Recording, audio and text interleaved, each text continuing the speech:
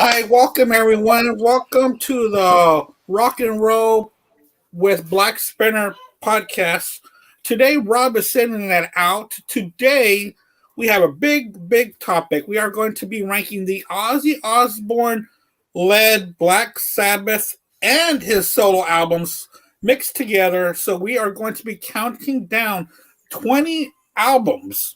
I know that sounds crazy, but we're rock and roll rebels and we'll tell no lies. So, we are all ready to go. With us today is Brad Dahl. Hey guys. And Al Horta from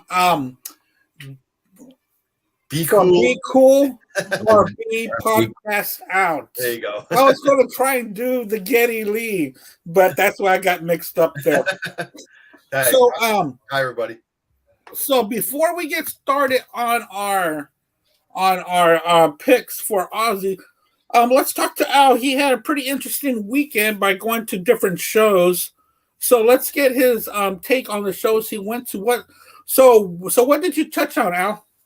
All right. Well, Friday night I went to see Toto and Journey at it's a new arena in Elmont, New York, which is out in almost kind of on like Long Island. Okay. Called the UBS Arena. Beautiful arena where the Islanders are going to begin playing there. Oh yeah. So I had third row tickets for Journey and Toto kind of fall in my lap. Wow, that's crazy. Yeah, it was kind of cool. Like I got hooked up with them. So originally I was going to go see Kansas, but I don't know. Third row kind of takes precedence over. Whenever you see a concert that close, it's such a different experience. The sound, energy wise, and just connecting with the band and all that. So. They were amazing. Toto killed it. Steve Lukather is he's a monster on guitar. That band as musicians is, but it's not like I think it's like a new revamped Toto because I think Steve Lukather had a falling out with like a lot of the other guys. So it wasn't like David Page wasn't in it or any of those other guys. So. Well, Page is still part of the team. He just physically can't tour. Did he just bow out of touring? Okay, yeah, he's actually still the musical director of the band. Okay, all right. Like he puts them through the rehearsals and everything. Yeah. Make but sure. That's not to say that he doesn't have. I mean, he has monster players. Yeah. In there, and they had the opening set, but I mean they blasted through like all the hits and. They obviously hold the line, Rosanna, Africa, was it Georgie Porgy? They did Pamela, which was kind of cool to hear, so, so yeah, they were great, man. And then Journey came out and, Arnell sounded great, and the whole band killed it, man. I mean, they played a good solid, probably hour, 45 minutes, I think, almost 2 hours, And Brad, if you're gonna go see them, man, Neil Sean was just killing it, man. And I think it was Jonathan Cain's birthday that night, and the next night or 2 nights later was like Neil Sean's birthday. So I know both of their birthdays are a day or two apart. So like everybody sang happy birthday and shit. So it was kind of cool. And then Saturday, I went to see Tool here at the Prudential Center in New Jersey, and that's just like kind of a whole other end of the spectrum. I mean, musicianship wise, I mean, that's a band that's, Danny Carey is one of my favorite drummers. The guy is just a beast. And it's really a whole art, like their stage presentation is just unlike any other, man. They really put a lot of thought into it, and the light show and the images they show. And, it's really like going to like an art class with music, really, and they sounded great too, man. They played probably over 2 hours, and 2.5 hours or something like that. So, and I love Tool. So, I've been seeing them since the 90s, and they never disappoint me. And their stage show just keeps getting better and better, And then last night I went to go see Daughtry, Chris Daughtry. My wife loves him. And Mark Tremonti's solo band Tremonti opened up, which was really cool. He ripped it up.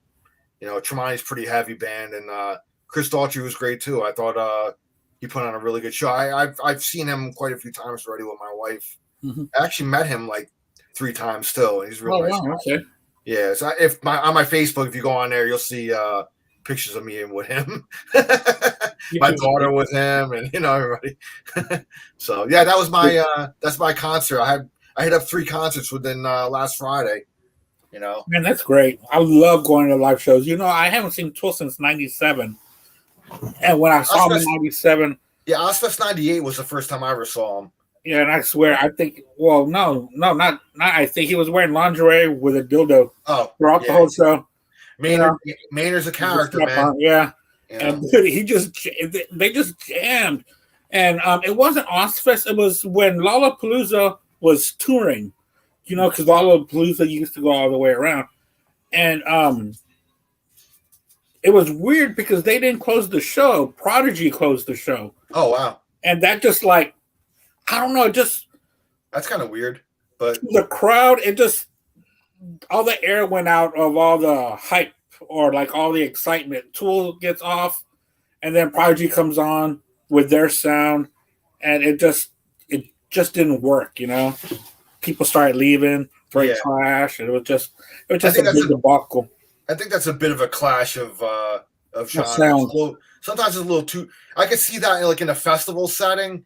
Yeah. But like just the 2 bands, just them 2 or something. Was it just them 2? No. It was also Snoop Dogg. Oh, it was Lollapalooza, right? You said? Yeah. Oh, okay. Yeah, and it was like one of the Marley Brothers. Well, that's the whole premise of Lollapalooza is mixing up all that type of stuff. I mean, that goes way back to the beginning. I think who was in the beginning? Like Ice Cube was like on one of the first ones. Ice Cube was in the second one with Pearl Jam, Nirvana, Chili Peppers. Yeah, and all that, and it was all inspired by Jane's Addiction, of course. Believe it or not, I never made any of the Lollapaloozas. I never went. Oh, really? Huh? Yeah, that was the only one I went to. Yeah. So, that was my weekend. And I was in Miami over the weekend, and I hit a couple of record stores, so that was pretty cool. In fact, I found this for $1. I've never heard of this guy's art. Hold on. Or not guys, it's just a duo. They're called Destroy Nate Allen. And it's a 10-inch. And I read about them just to see what they were. And they seem to be some kind of folk punk band. It's weird. I haven't heard it yet. That's a cool looking vinyl, though. Yeah. And it was $1.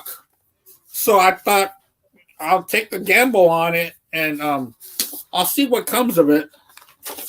But I haven't had time to hear it yet. I've been hearing Black Sabbath and Ozzy like for a week and a half already. So after this, I gotta touch on stuff I got. So I'm excited about that new stuff I got. So Black Sabbath fits in with Miami Beach, doesn't it?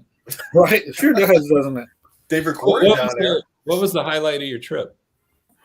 The highlight of my trip was going to Little Havana. Okay. We spent about 8 or 9 hours there. We ate and we toured all the little places, and we went to a little, it was like a Havana bar, and there was a live Cuban band playing, cool. Cuban music with the horns and stuff like that. So that was nice. Had a few drinks with my wife, and it was nice. And then we took a little tour. We took a boat tour to go see like millionaire houses like J-Lo and all these different artists and stuff like that. So, sorry. That was my the highlights of it. That sounds pretty good. Cool. Yeah, it was nice. It was a nice little getaway, especially one that wasn't really planned. It was an impromptu kind of trip, and I like those kind of trips just to get away for a little bit. So that was nice. Well, I worked all weekend, so. That was your weekend. That was your. Oh yeah, it was a weekend to remember. That's for sure. Well, I hope all went well. Yes, nobody died. Hey, my patients died anyway. Yeah. All right, guys. So we are going to be ranking the 20 albums. The 20 studio albums by Ozzy, or that Ozzy participated in. So let's start off with number 20. We'll go Al, Brad, and me, and then just start over.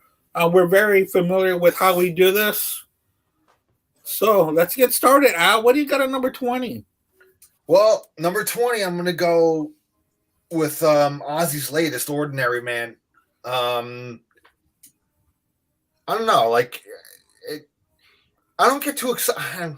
The last couple of Ozzy albums, man, it's just like I love Ozzy. Don't get me wrong, Yeah. but I just don't get like excited like I used to anymore. Like when I was younger, it was like when Ozzy was coming out on an album, I was like, yeah, and it's just like another one came out now, and I picked it up, obviously, but I don't know. To me, it's just like it's Ozzy trying to be contemporary. It was some heavy songs on here, though. I mean, Under the Graveyard and stuff. I mean, he's working with that Andrew Watt. Yeah. I think he's done like pop stuff too, right? If I'm not mistaken. That's what I wanted to know. Because I was going to do a little bit of reading and then I'll start working. So, what do we know about Andrew Watt exactly? I mean, like, what's his background? Well, he's a record producer, and I know that he was in. And I saw them. He was in a band with Glenn Hughes called California Breed. Yep. And he was the guitar player. Jason Baum was a drummer, right? Yeah, he fell out of it pretty quick. Yeah, he did the album, but then when I saw the tour, he wasn't a part of it. But I remember hearing about them. But California Breed was it was a short-lived band. It happened after the other band that he had. Brad, help me out here. Black Country Communion. That's it, which I saw live as well. But I saw a California Breed, and they were opening up for somebody. I can't remember who the hell they were opening up for now. Like when I saw them here at a club in New Jersey. But anyway, he was the guitar player in that band. Then he became like a record producer. I mean, he's done like Miley Cyrus, 5 Seconds of Summer, like stuff of that ilk. Post Malone, things like that. But I guess he hooked up with Ozzy. I guess Ozzy. Ozzy's kind of like whoever's the contemporary of the day, late these last few decades. It's like he latches onto it, and and and I don't know. Like to me, just Ordinary Man, just kind of it didn't really connect to me. It was just another by the numbers Ozzy album. But I mean, I like the song Ordinary Man he does with Elton John. That's kind of cool. Yeah, that he did a song with Elton, and but I mean, I got to rank it, and it's just. As I've grown, you know how it is. When you're younger, you connect with albums differently, and then as you get older, it doesn't connect with you as much like the newer stuff from artists that you love. I mean, unless they're coming out with real quality stuff, which I mean, I love Accept. I love Accept's like latest stuff with Mark Tornillo. I mean, that's incredible stuff. So that's but, I mean, hard, yeah. Yeah. So I mean, not to get off topic, but Ordinary Man's gonna be my 20. Fair enough. Well, I'll talk about that album when I get to it. Okay. Obviously, it's not number 20 for me. Here's the thing. Okay, all of these albums I like. Yeah, so it's not that I hate. It's not that I hate. I know. Yeah, I don't want to. You just have to start somewhere. Idea. It's like, well, how can you put that number 20? Yeah. Well, because something has to be number 20. Okay. It's not that not one of these albums am I just flat out this sucks. Okay. So as I went through and re-listened to a lot of the newer albums, there's some really good songs, some weird production, but I ended up putting Scream as 20 for me. Yeah. And the reason why is that I just feel like the songs aren't as strong. I mean, I love Gus G. I love his playing. I got to see him in Vegas a couple of years ago, and he was his solo stuff I think is fantastic. I don't know why. I don't know what his role was in writing in that album. Probably not a whole lot, I guess, by the sound of it. But yeah, the songs to me just weren't that strong. It wasn't like, I want to listen to that again and again and again. And I certainly do enjoy it. But that's my number 20 is Scream, just because I felt like the songs were weaker. Yeah, one of his bands is Firewind, which is pretty good. Yes, I like Firewind a lot too, especially some of their later albums. I do play a lot of their music. Yeah. And they kind of go in different places as well. But yeah, great band. So Gus, good job. And he's got a new solo album. I don't have it yet, but I got to get that. Oh, I've got to check his some more of his stuff out. But at number 20, I'm going to go ahead and agree with Brad. Scream. Yeah, I know, right? That's a big shocker. Scream. I just, I don't know if it was auto tune or what, or the overproduction on there. And I know that there's so many other albums that they help Ozzy's voice or whatever, but this just didn't sound like him. It didn't feel like him. I felt that way about Ordinary Man as well. Like his voice is just so processed now. It doesn't even sound like Ozzy too much. It sounds like Ozzy, but it's not Ozzy. You know what I mean? I mean, he's getting a lot of help, but I mean, the guy's up there, man. Let's be honest. He probably needs a lot of help. Okay. Yeah. But anyway, we'll get to that. Yeah. Because when it comes to, I'll talk to Ordinary Man when I get to it. But for now, I got Scream right there. It just seemed like there was so much help going on with the band and the production. It was just a huge thing. It just took away the rock and roll element of it, Yeah. So that's why I got Scream there at 20. Well, Scream's gonna be my 19.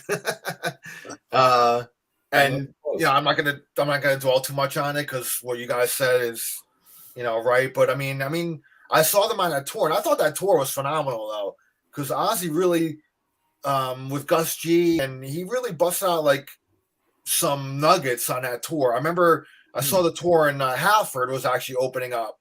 Wow. And here in New Jersey. And I remember, man, they were doing they busted out like Killer of Giants, and they were doing like some deep cuts, man. But yeah, like as an album though, again, it was one of those. I actually like. I was a little curious because it was Gus G. It wasn't Zach this time, because I'll touch this on the other Zach albums leading up to this one. But yeah, I felt like they were starting to sound Ozzy solo with Zach was starting to sound a bit too much like Black Label Society. It was starting to kind of sound the same. Which I mean, it's Zach on guitar. That's the direction he went in. I mean, I like Zach as a guitar player. He's not my favorite Ozzy guitarist, but he's a good guitar player. But yeah, I was interested in Gus G, and he played good on an album, man. But like again, like the songs just didn't seem like they were there. You know what I mean? And Ozzy's voice again, like a lot of processing on his voice, and it just didn't sound like a band. Yeah, yeah. You remember when Ozzy had like a band? Now it's just like, let's get this guy, and just throw it together and make an album. Yeah, so, let's get the who's who. Yeah, instead of that's my 19 is Scream. All right, my 19, Down to Earth. Kind of for the same reason as Scream. It just I felt like the songs were just not quite as strong. I really do like a lot of it though. It has more of a traditional Ozzy sounding album though. Mm-hmm. So, but yeah, I think song wise it could have been stronger. So I'm sure if I listened to it a lot more, I'd probably bump it up, but something's got to be 19. Something does, right? And number 19, I wonder if Brad and I are going to have the same thing, all 20 of them, because I also have Down to Earth as number 19. I have a feeling I might be the odd man out here. As the list goes on. We're going to split on 18. And there's not much to say about Down to Earth. I just, I checked out on that pretty quickly. I got, pretty quick it was gone from my memory. And I don't even think I played it this past week at all. I wanted to hear other things, and other things went up and down on my list. So I'll just leave that one alone, because number 18 might shock some people. Okay. Well, my number 18 is going to be Black Rain. As you can see, I'm kind of going in reverse order here with like his albums so far. So you'll put his new album at 21 when it comes out. It will. It would be. Probably. I mean, unless he comes out with this phenomenal. I heard he's working with. I heard he's working the same thing again with Andrew Watt. Yeah. Andrew Watt's doing it, but he's got a lot of heavy hitters coming in guesting on guitar and stuff. So it should. I don't know. We'll wait until we hear it. Yeah. So Black Rain again. Ozzy's voice very processed on this album, and it's sounding like a lot of the riffing and that Zach is doing. It's very reminiscent of Black Label. So like I'm starting to hear why Ozzy probably wanted to break away from him after this one for a little while, because he himself said, my stuff's starting to sound a lot like Black Label Society. So, but again, like, I mean, I didn't think I Don't Want to Stop. I didn't really like that song as the lead single. Like, it was just so ordinary. It was kind of just, I don't know, man. Yeah. Just like, let's just throw a song together. And I don't know, his singing was just like not there or whatever. But I mean, this, Black Rain, the song was pretty good, Not Going Away, but like Brad said, like, there's something to like on every album. There's, some good songs here and there.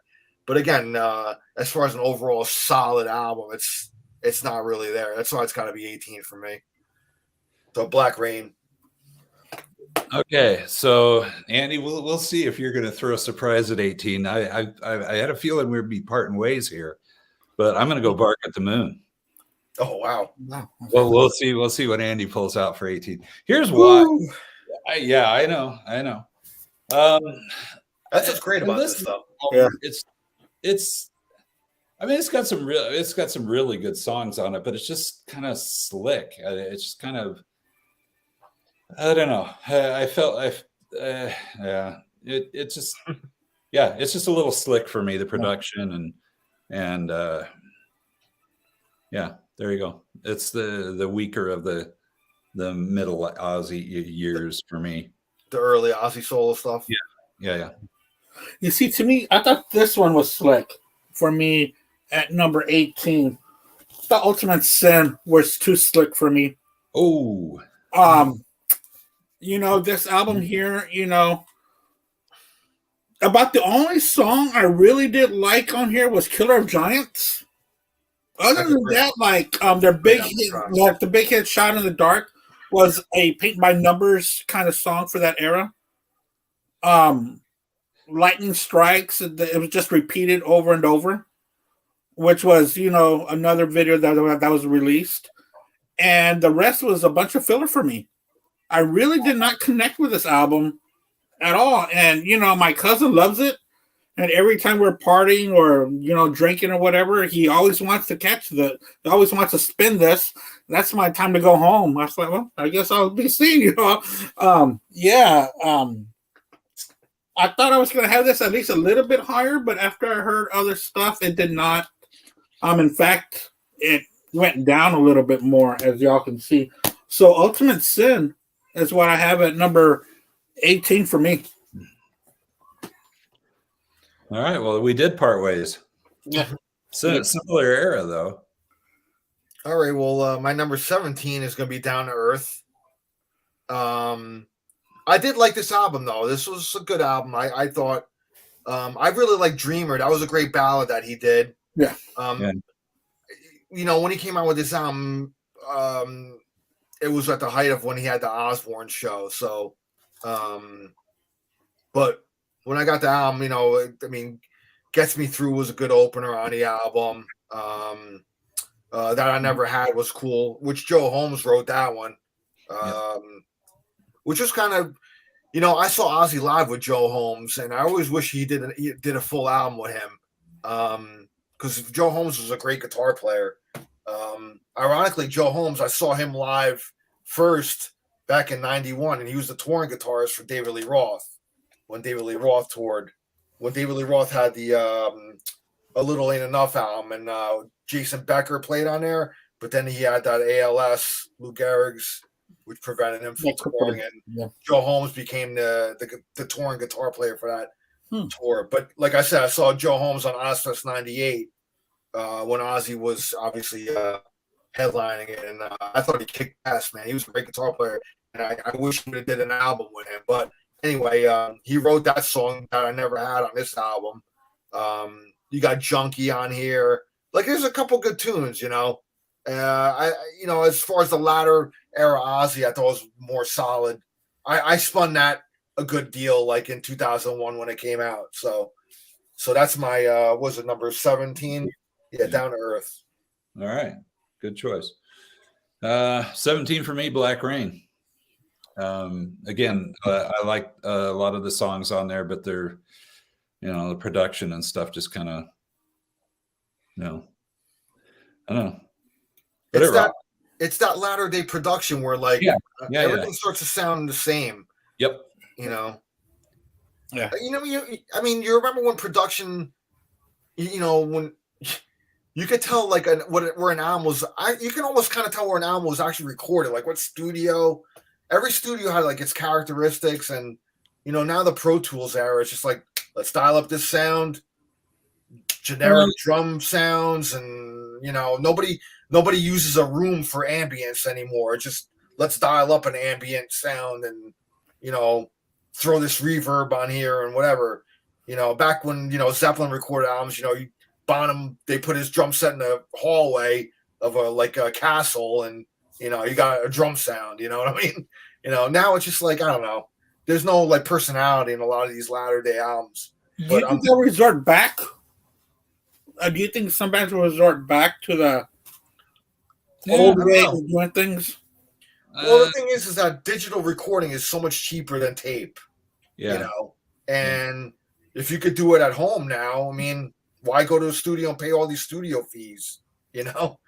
So I think the other thing that's lost in this digital age of production is you lose a lot of the character of the people who are playing on it. Because I don't know, it kind of takes a lot of the soul and spirit out of their performance. Yeah. And so I don't know. I hear you, Al. Once again, Al is totally on point here. I'm into production, man. I love production. Me too. Yeah. So. All right. So where are we at? 17. Yeah, 17? I just did Black Rain. So. Oh, okay. Well, my 17. 17 for you. Black Rain. Oh, we're back. Back in Black Rain. Yeah, we're back.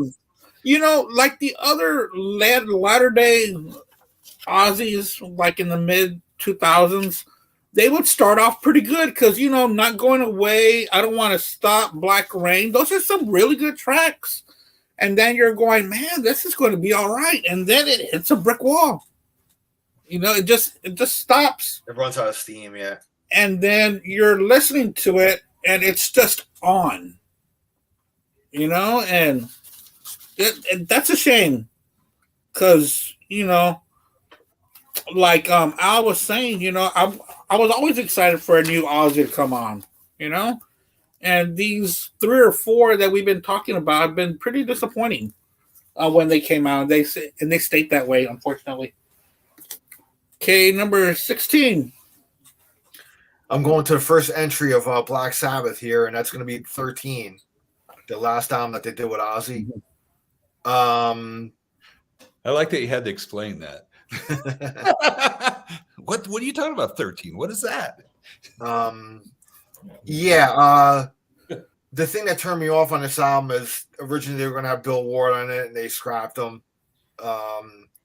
Which why couldn't he just be on the album? I mean, all right, touring, I get it, but why bring him out on the promotional that they're getting back together, and then they go and do the album and they don't have him on the album? It's like, what the fuck, man?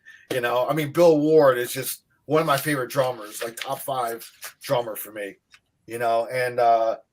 but Rick Rubin comes in, and I love some of the stuff that Rick has done in the beginning of his career.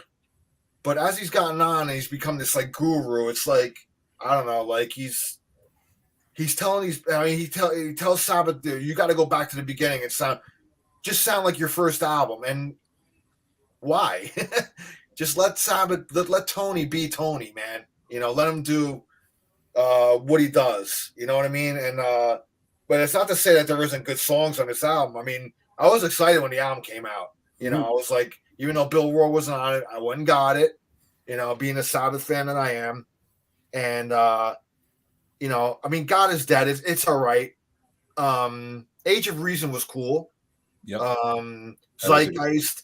But like when you went and got the one with the bonus tracks, there was some good songs on that. Yep. Methodemic was good. Yeah, really, you know, good. Pariah, and you know, it's really some good tunes on there. But I mean, overall, as a whole Sabbath album, it's got to be the last one on the bottom one for me as a Sabbath album, because I don't know, it's just like it could have been so much better to me. You know, they just quite didn't hit the mark.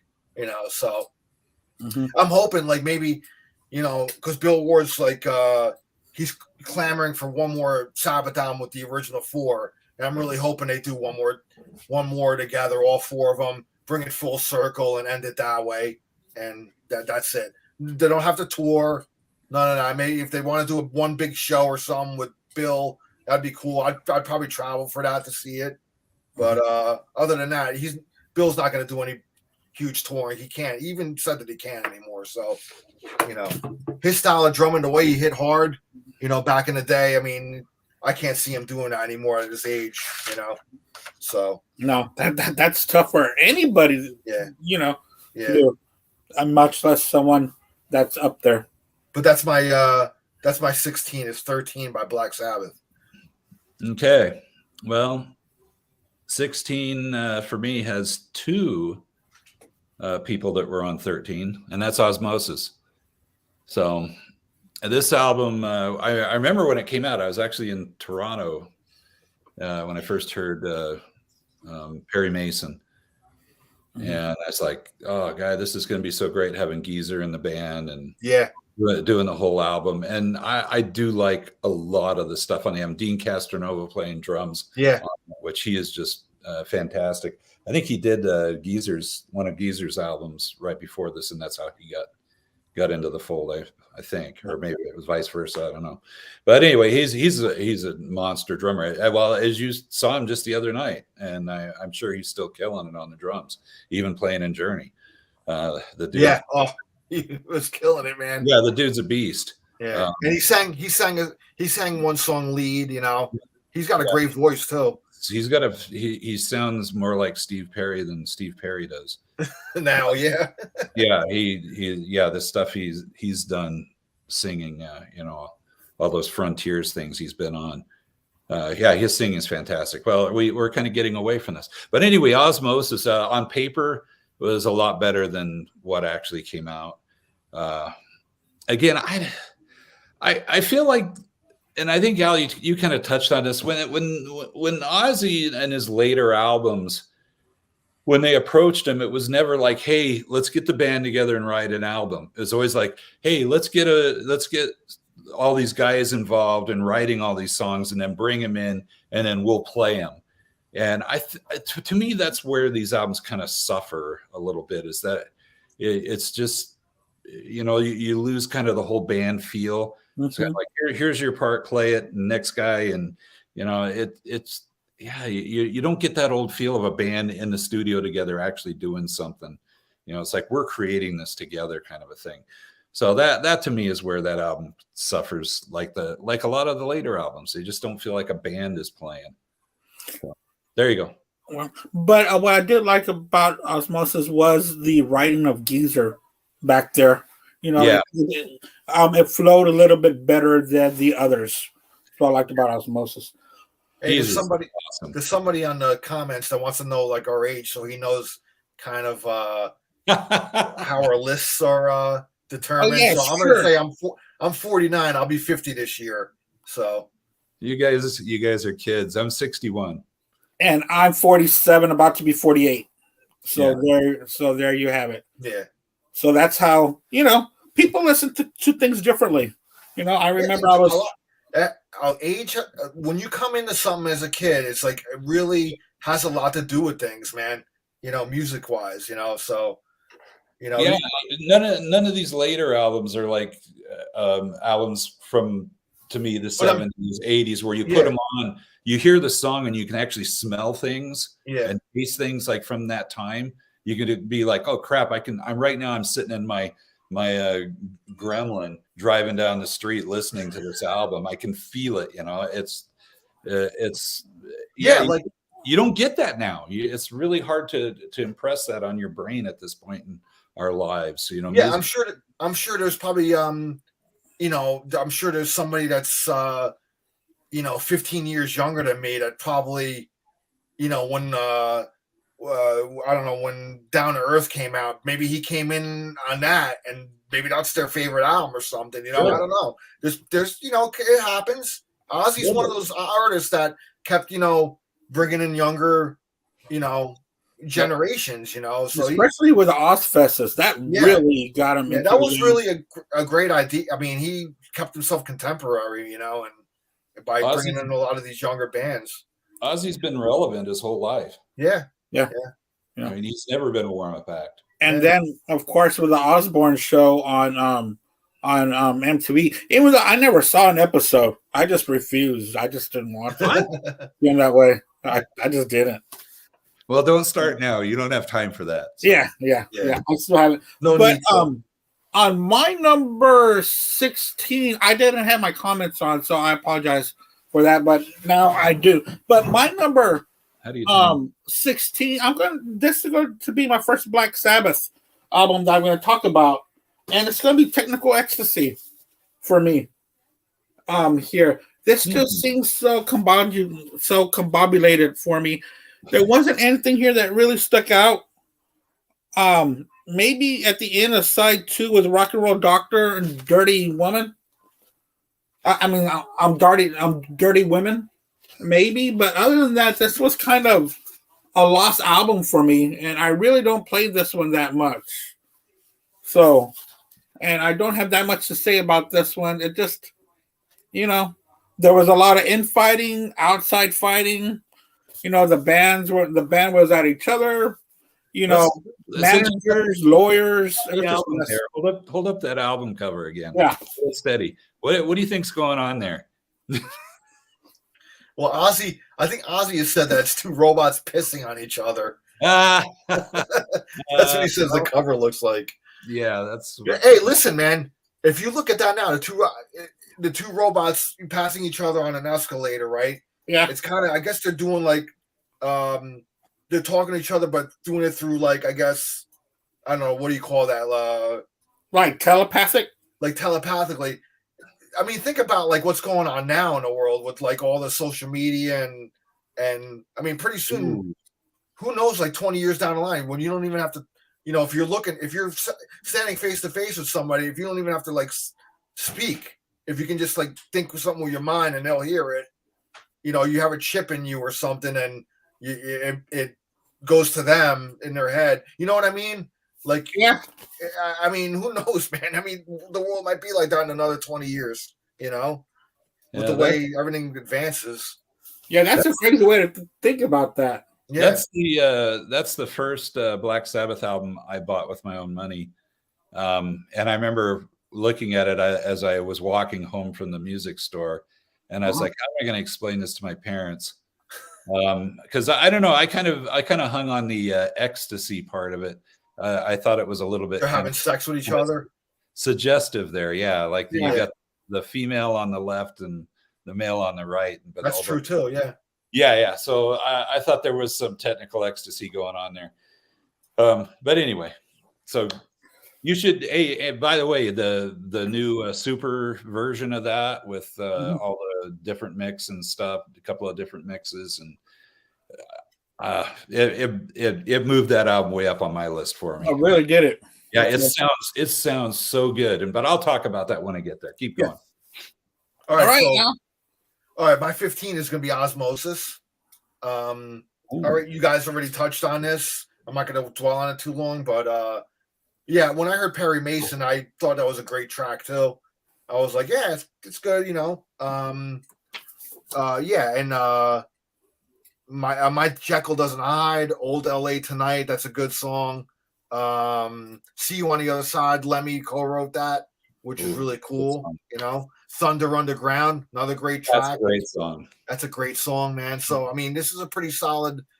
I think overall, the last really, really solid Ozzy album for me.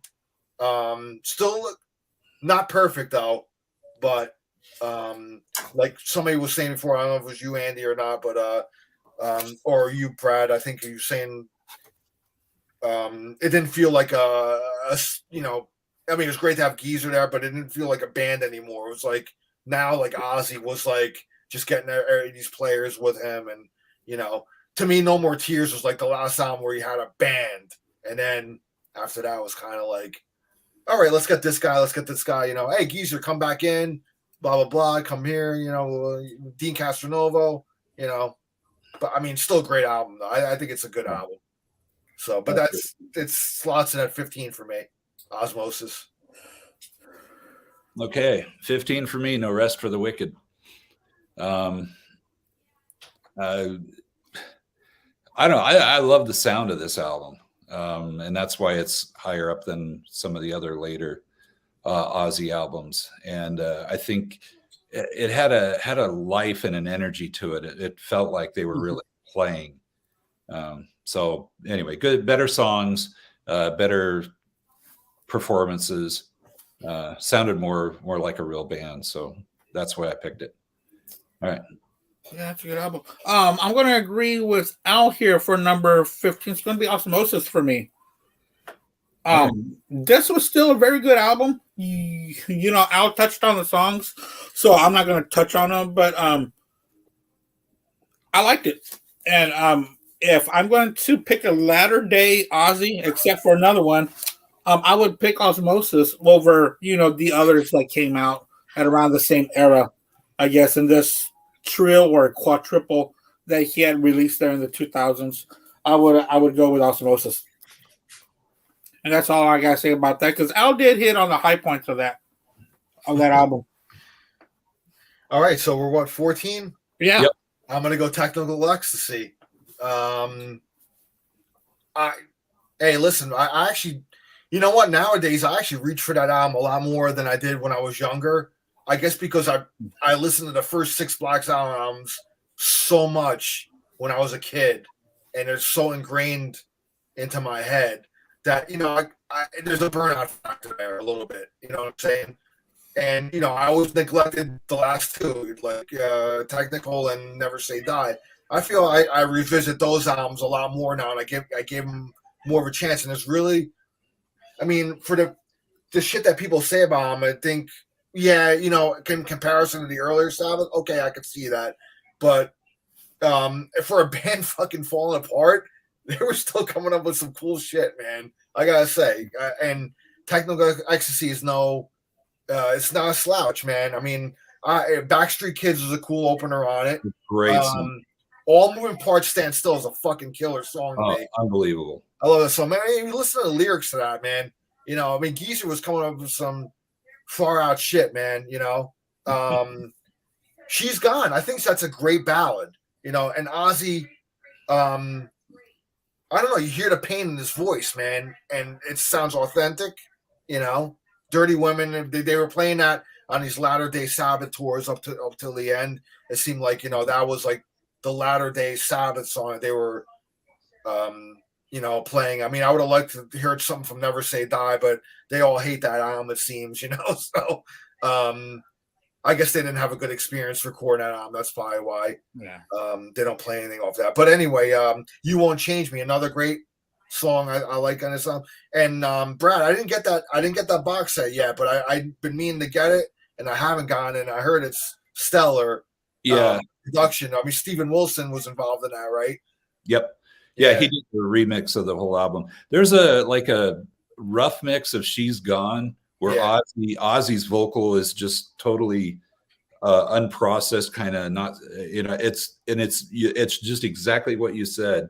I mean, he sings his ass off on that song. So you can just feel it. Yeah. That package will breathe new life to this album. Yeah. So you get that, it'll bump it up in your top 10. Okay. All right. Yeah, trust me. I still love the album though, man. But it's gotta slot in. It's gotta slot in somewhere because it's the way it is. Because now we're getting into like the stuff I really, really like. These top 15 going into you know. Wow. So that's my what was that? 14. Yeah. Okay. 14 for me, Black Sabbath album as well, Never Say Die. And reason it kind of drifts towards the bottom of the pile for me is, I mean, I love that album too. Obviously, it's 14, but I mean, there were when when you first listen to it, it's just kind of like, what is going on here? It was just so out there for the band at the time. Mm-hmm. I think Shockwave was the only thing that really sounded like a Sabbath song on there, which they only played on that tour. I saw them on that tour with Van Halen warming up. Actually, I'm jealous of that, man. Yeah, that was well. Here's the best part too. Okay, have I ever told this story? Going to the show, so they were the only show they were doing in LA that I knew about was at Anaheim Stadium, and Sabbath wasn't even the head of the bill. It was Boston. Oh, okay. Boston and Black Sabbath, and I was like, "There's no way in hell I'm going to watch Black Sabbath warm up for Boston." I was a total snob as a teenager, but so I was on one of my mini road trips to Fresno and back to LA, and always had the radio on, and I heard that they were playing in Bakersfield, which is about 2 hours north of LA, and I was like, holy crap, I'm going to stop and get tickets. And it's a general admission. It's just this small arena. And so I took my brother with me. We drove up there. We got there and there's this huge line going around the building. I was like, what the hell is this? Are people, it's kind of a backwards town. I thought maybe people were lining up to still buy tickets. Because why is this line still out here? The show's going to start here pretty quick. So I said, let's go to the front of the line and see what's really going on here. We got right to it was actually the line to get in. We got right to the front when they opened the doors. And because of that, we pushed in. So we were right at the front of the stage. Wow. Like right on. And we were right in front of Ozzy. Okay. Ozzy's standing right in front of us, right up there. And the best part, this is weird because they had it set up where Iommi was in the middle and Ozzy was off stage left. And I always found that pretty odd, man. Yeah, it was really weird. I guess Iommi at that point was like he considered himself the front man. Probably he took over the band at that time. Yeah. Ozzy was having a great time, and the funny thing was he had this booger hanging out of his nose, and so my brother and I were yelling every time he'd come to the front of the stage. We're yelling at him, "Pick it, Ozzy! Pick it! Pick it!" And he was looking at us, trying to figure out what we were saying. Like, what are you talking about? But the other really memorable, the funny thing was, I mean, the people that lived back in Bakersfield back in those days, they're all farmers. And so there's all these guys wearing cowboy hats, and somebody threw a cowboy hat on the stage. And of course, Ozzy put it on. And so Ozzy wore a cowboy hat for a little while. It was pretty cool. But I think it's one of the few shows that Sabbath ever did where they didn't play Paranoid. And here's why. So after they finished their set, the guy next to me, he reached up. I mean, this is before they had, the area between the crowd and the stage. I mean, you were right at the stage. There was no bouncer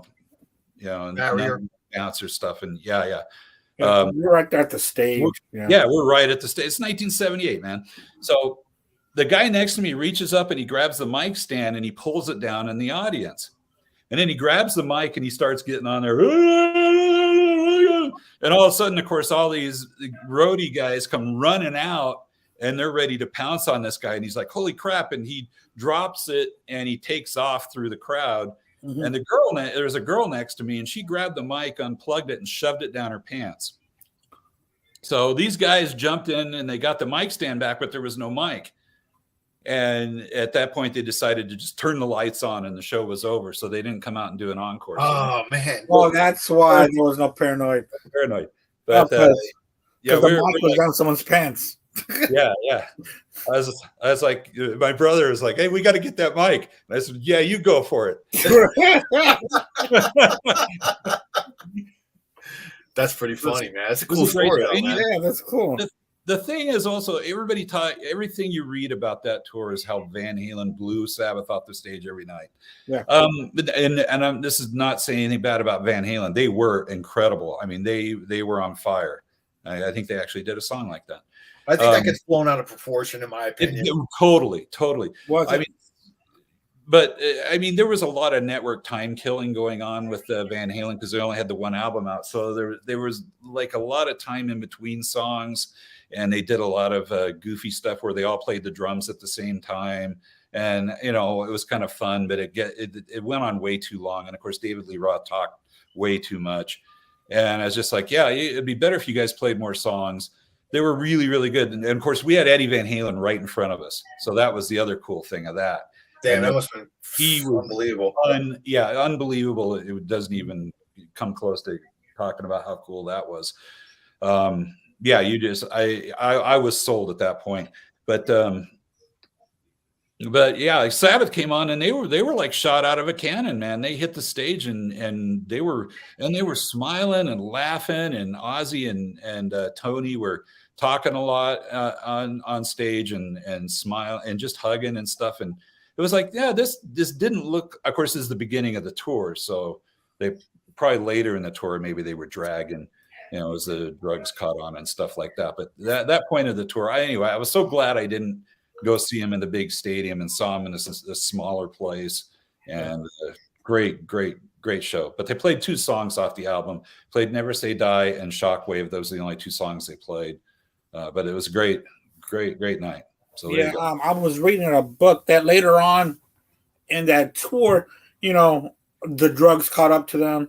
Ozzy's dad was dying. He was going through a divorce with his first wife, and all this just started to pile on everybody, and they were starting to go their separate ways, but they still had to tour and they had to finish what they had started.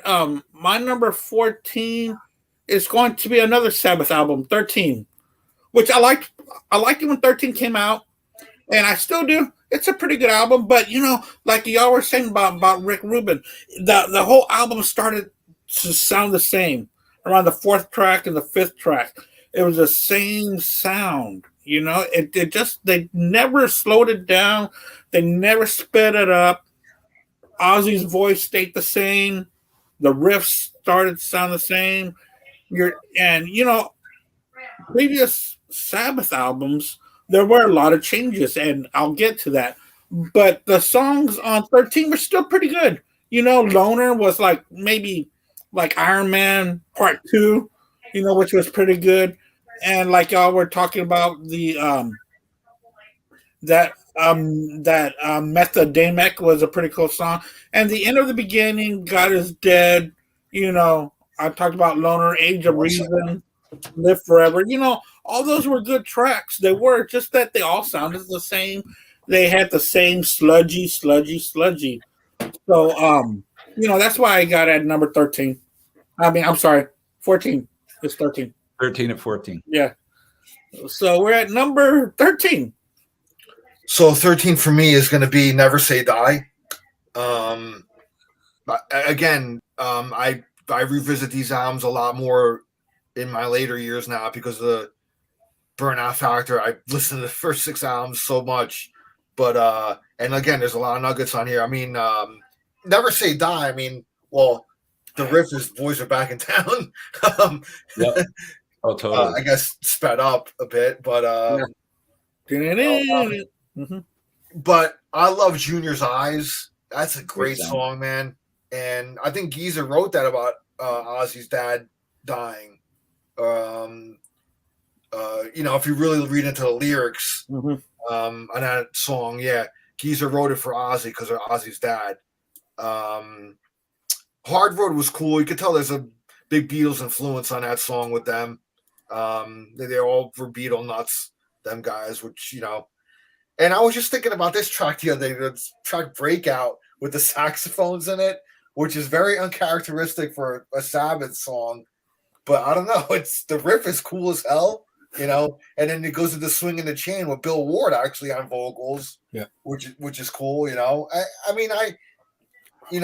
a lot of people shit on this album, and the band themselves do because they associate it with, such a bad time. The bad time and, the Ozzy coming to an end era, with them. But I don't know. I think it's a solid album, man. And I find myself reaching for it a lot more these days. So, but that's got to slot in at number 13 for me. Good album. All right, Yeah. 13 for me is 13. I know. Wow. What are the odds? And I think you guys have pretty much said it all about this one. And I agree with both of you. I think Rick Rubin killed this album. I think if they could have worked with me, I could have made this a really great album. I mean, yeah, mix it up a little bit more. Have Bill Ward on it. Right. Okay, you are not once again, Al, everybody, Al nails it. They should have. I mean, to me, it's like what's going on with Major League Baseball right now. It's like, geez, guys, why couldn't you just figure this out for help? Just hash it out, man. I mean, figure it out. I mean, just do it for the fans. They should have done this album for the fans. And it's like, yeah, the only way this is going to be for their fans is if it's all four of us. And that to me really hurt this album huge, not having Bill there. Yeah. So, yeah, if you get Bill in there, get me producing it, makes it easily top 5. So I mean, for fuck's sake, man, all four of them are still alive, man. Get it together. Yeah. Exactly. It's wasted opportunity. Yep. And it's nothing against the guy who played on it either. I mean, the drums are fine, but it's just the feel of it. Yeah. It's like this is maybe the last Black Sabbath album, and it should be Black Sabbath. It should be the band. Yeah. It really sucks when you're so hyped for something and there's a big piece missing. Mm-hmm. Especially when there's only 4 pieces and there's one piece missing. Yep. Where are we at? Number 13. I'm going to y'all might kick me out after this. But Sabbath Bloody Sabbath. Oh God, you're killing me, dude. I'm sorry. Side 2 is boring to me. It Boring? is. Yeah. Pick it out because I think I'm leaving, dude. I'm sorry. I have this at That's that like number. a fucking stake through the heart, man. I'm sorry. I might make another steak in just a moment. I think that's but, it starts off great. Sabbath Bloody Sabbath. Sabbath Cadabra. You fucker, you. Really Killing Yourself to Live is a fantastic track. And I just, I put this at that number. Okay. I really did. And I was trying to find others that might have been above it in my humble opinion. And I just couldn't find another one above this one. Okay. Or below it. So Sabbath Bloody Sabbath. Maybe I'll go back to it and hear it again with more open ears, but I'm having agita right now, man. But that's where I got it. All right, listen. Al and I are both checking out right now. You know what? Listen. I'm saying this about that. I'm sure people my next pick is probably going to shock some people. But my number 12 is going to be No More Tears. Okay. Yeah. No, I get it. I love the album. It's a great album. Lemmy did a lot of cool co-writing with Ozzy on here. Mm-hmm. Zach, Randy Castillo, and Mike Inez, even though Bob Daisley, I think, played on. Actually, Bob Daisley plays on the album. Sorry. Yeah. It's not. Mike Inez did the tour. I saw this tour they played at Madison Square Garden, but not the big room. They played the theater at Madison Square Garden, which is really cool to see Ozzy in a smaller place like that. And No More Tears was big at the time, so that was sold out. I mean, it was packed to the gills in there. I'm not sure why he didn't play the big room because it was a big album for him. But anyway, there's more than one room at Madison Square Garden. There's Madison Square Garden, and then above Madison Square Garden, there's a thing called the theater, at Madison Square Garden. Wow, I never knew that. Yes, so it's like there's no balcony or anything. It's just you have the stage, and then the floor, kind of stadium style seating going right up to the end. I think it's a 5,000 seater. I think that's the capacity of it. Okay, but yeah, man, it's. I love seeing shows there. I'd rather see a show there than actually in the big room of the Garden. Everybody wants to play the Garden because of the prestige of playing Madison. Yeah, of course. So anyway, So on that tour for this album, No More Tears, they played that room. But anyway, the album, I mean, opens with Mr. Tinker Train, great song. I Don't Want to Change the World, another great one. Mom, I'm Coming Home is a classic. You know, you can't deny that song. Desire, No More Tears. I love Hellraiser around here, Time After Time. So it is an Ozzy classic. Yeah. But I was already like past my teenage years in the year when this thing came out. And so it's not like it doesn't slot it near the top than, you know, I'm sure a lot of people came in on this album. It's probably their number one album, you know, and I have no problem with that because it is a great album. But for me, it's got to stand somewhere, and it's number 12 for me. So I'm sure like a lot of people are probably disagreeing with me. That's fine. But for me, it's 12. I don't know, Al. I don't know who can argue with you. A lot of people can. Ask my wife. Anyway, can you imagine being married to somebody who didn't argue with you? What would that be like? Pretty boring, man. It'd be too quiet in my house. It would suck. So, Yeah, honey, it would. Go ahead, give it to me. I'm ready. Yeah. Okay, so 12 for me, and this is probably where I get controversial, is Ordinary Man. And here's why, Al. I you know, you're a production guy. I actually like the production on it. I like a lot of the stuff that Andrew Watt did on it. It just sounds, every time I hear a song off it, I'm like, guy, this is just really nice to listen to. It's just a good sounding album. I think there's a lot. Not to cut you off real quick, but it probably has a lot to do with it because I didn't spend whole lot of time with it either. Being that it's this latest, sure. When I used to get an Ozzy album, I used to, back in the day, you get the cassette or the CD or whatever. Yeah.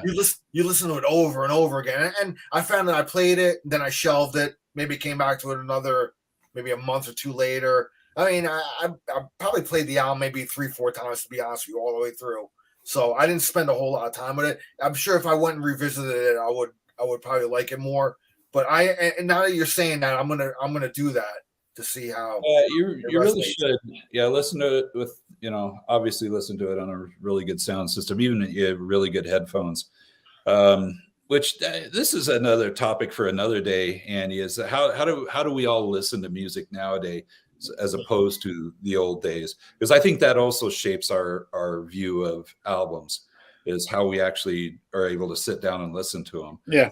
Well, but anyway, at number 12 for me, I actually just really enjoy it. Every time a song comes on from it, I'm still like, this is actually really, really good. Mm-hmm. And I kind of wanted to hate it at first just because of all the things I heard other people say about it. I go, oh, Post Malone. And I'm like, I'm actually okay with that. And the coolest thing about that aspect of it is I think that song came out on a Post Malone album first.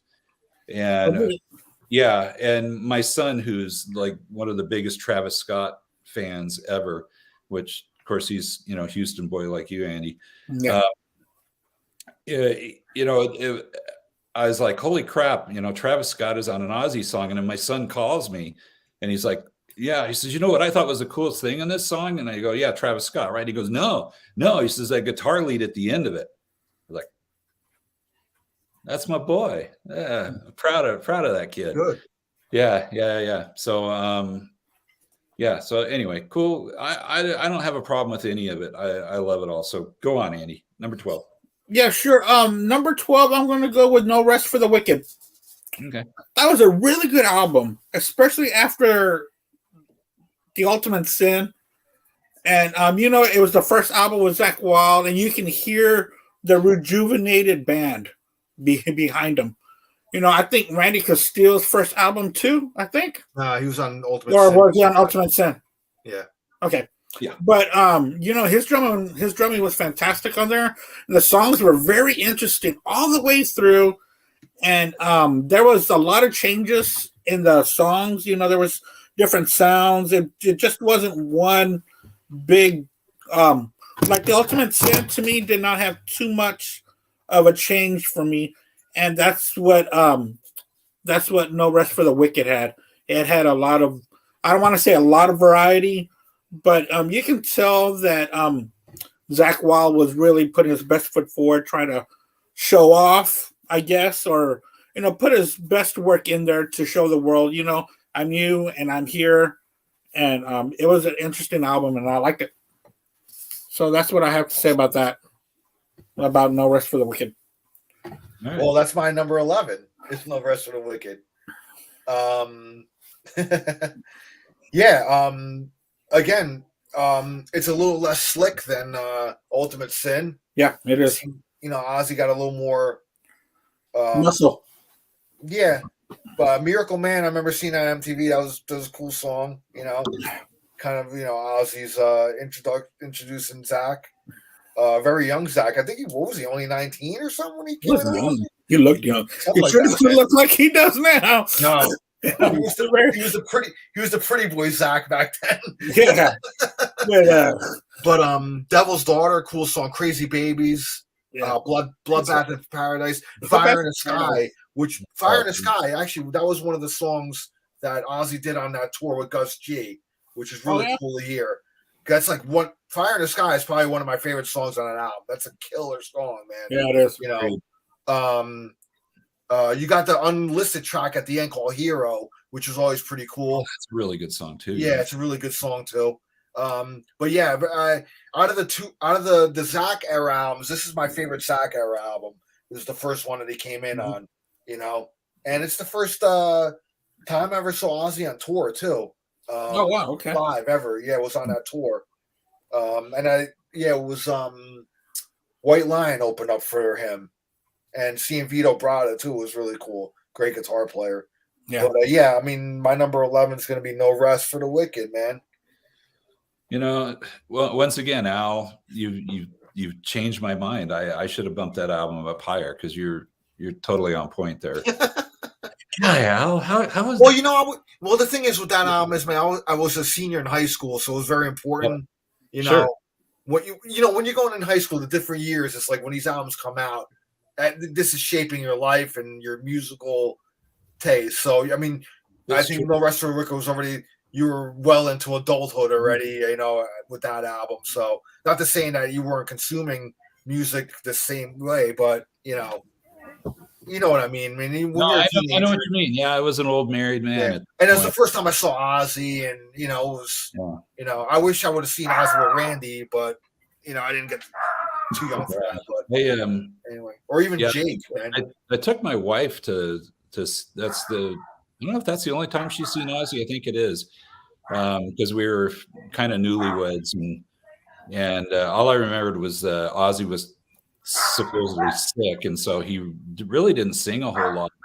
And Zach did a really long guitar solo to try to fill up time. Oh, okay. And it was just kind of disappointing because Ozzy just wasn't a good Ozzy show. No, he just really wasn't there, and it was Metallica warming up too, and then which that was interesting as well. So there you go. Okay, 11, right? Yeah. No More Tears.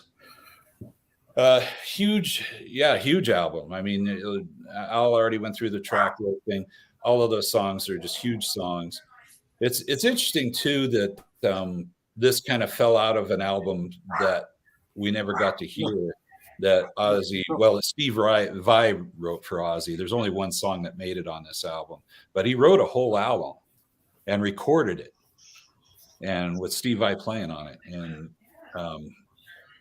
I'd love to hear that album. Yeah. I'd be interested to hear that too. Yeah. It's like, make that a bonus disc or something at some point, Ozzy. Bring it out. It's a done thing. Yeah. But as they went back to the drawing board and brought in, different people writing and stuff like that, I see why. It's probably his biggest album of that era.